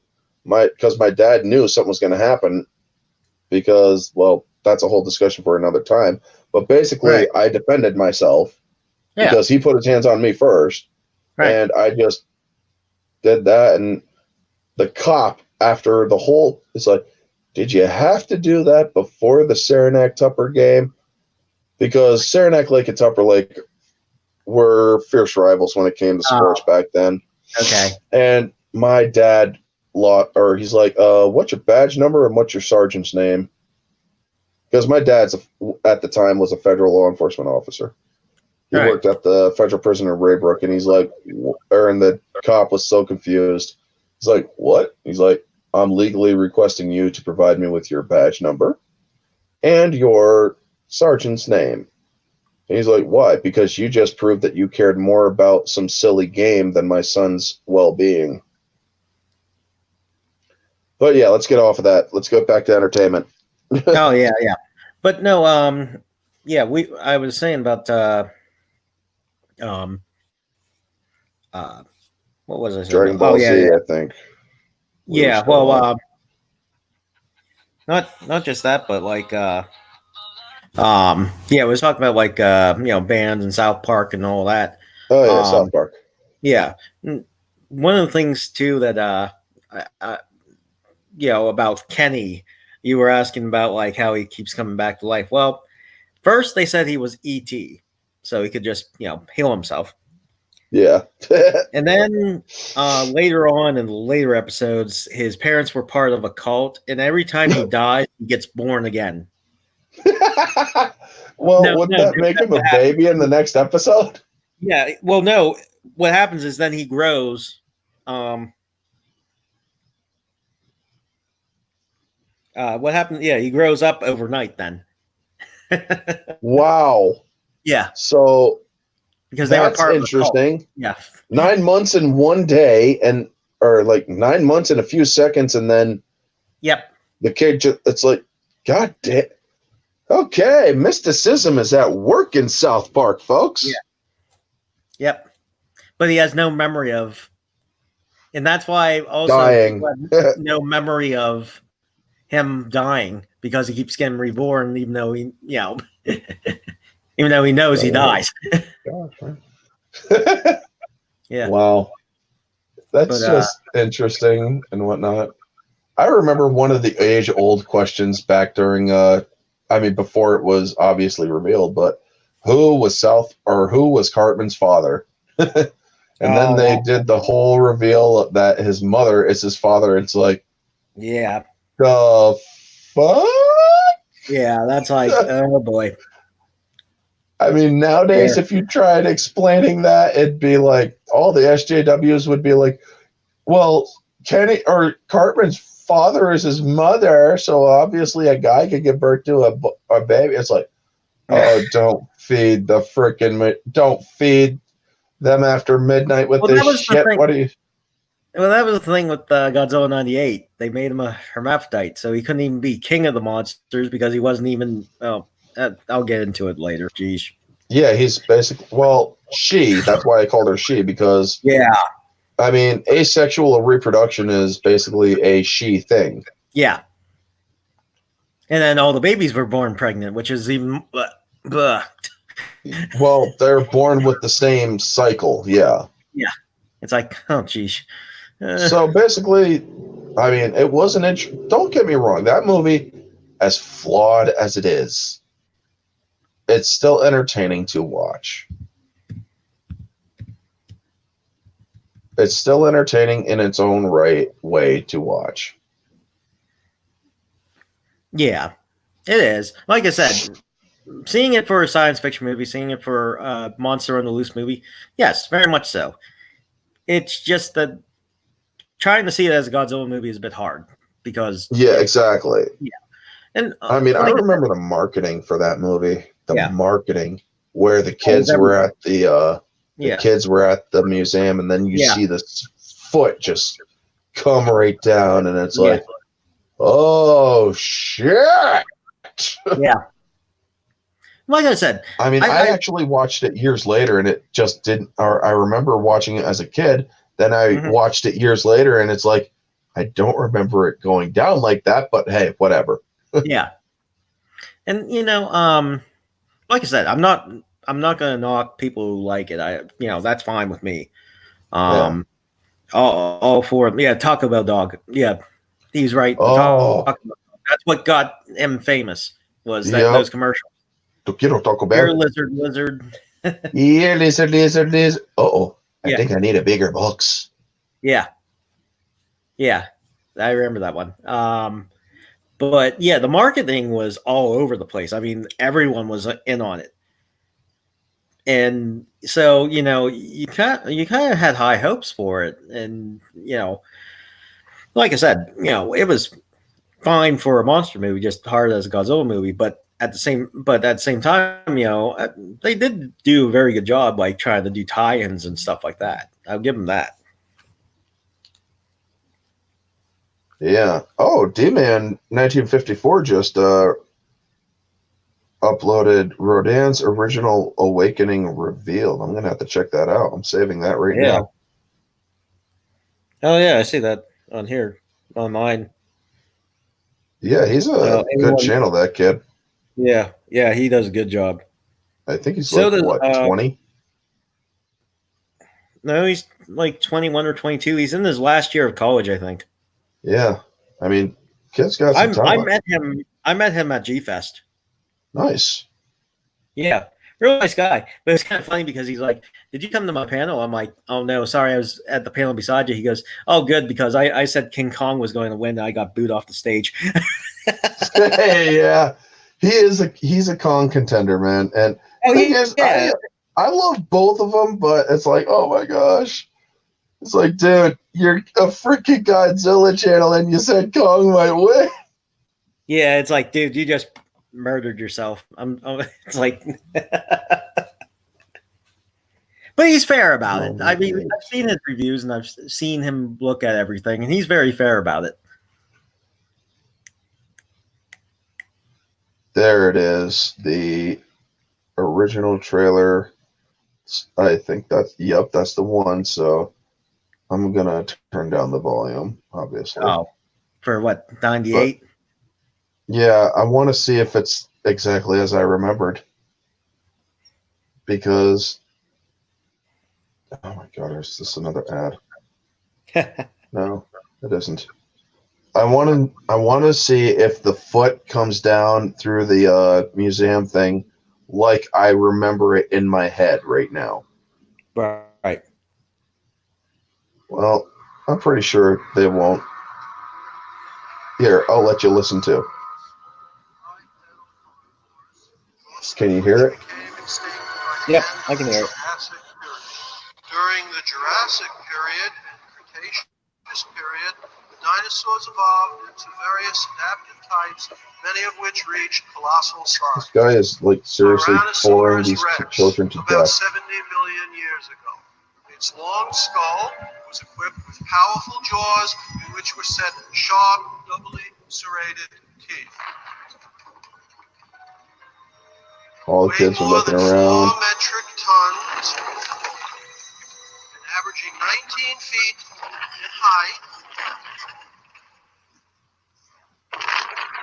This creature was believed to be one of the largest predators who ever lived on our planet.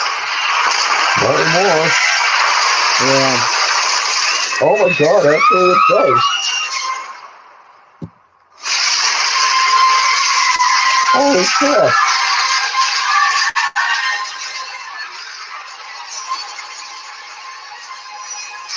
That was one of the best damn trailers of that entire movie. Yeah. That was the best trailer that they did. Yeah. And the foot coming down is pretty much just as I remember it. Yeah. You know, that was shot at Jurassic Park. Oh, nice. Yeah, when they did that trailer. That was a clear shot at Jurassic Park because the Lost World came out in 96 and this came out in 98. So, you know. Yeah. But anyway, I'm I'm going to be liking wrapping that, yeah. stream here. So I'm going to. Oh, yeah, 3 hours. Huh? Yeah, we're We've at been 3 going hours. for 3 hours. Yep. So I'm going to be wrapping this up. I tried not to make them too long because after a while, people just start swatting flies and no longer interested or something like that. So yeah. yeah. Well, also remember, if you don't do or if you're not a paid StreamYard, you only get 20 hours a month. Yeah, I know. So, which makes me convinced that Amy One has a paid subscription. 16 and a half hours, so I only got. Oh, she goes over a day. Yeah. She'll go from one to the very next one, like just right after. It's like, whoa. Yeah. It's like, do you even sleep, woman?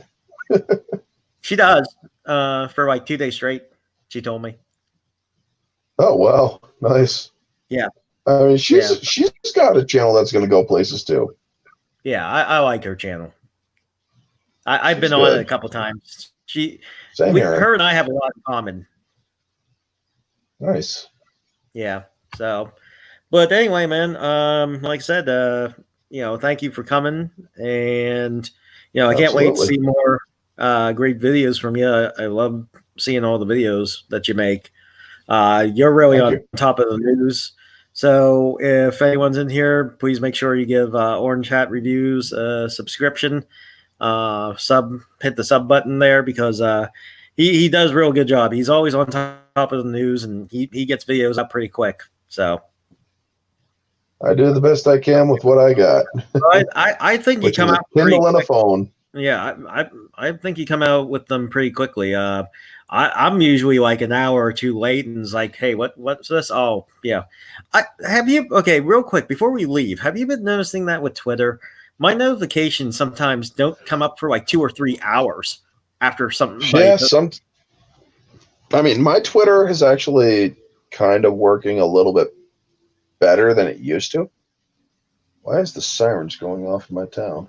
Anyway, but yeah, they've been pretty fair with my notifications. Yeah, mine. I'm still getting ones that are like 3 or 4 hours later, and it's in my feed. And I'm like, well, this must go. How I'm supposed to? I'm like late to the party all the time. I know, right? Like I get someone like Tugs or Alora and says good morning, and it's like, you know, at 6 p.m. It's like, oh come on. Yeah, I think it's just the phone app. I don't know, but anyway, guys, thank you for coming. Thank you, Mongo. Big thanks, Soul Assassin. Great having you here. Riot for Very much dropping by appreciated. earlier. Yeah, very much appreciated. But all right.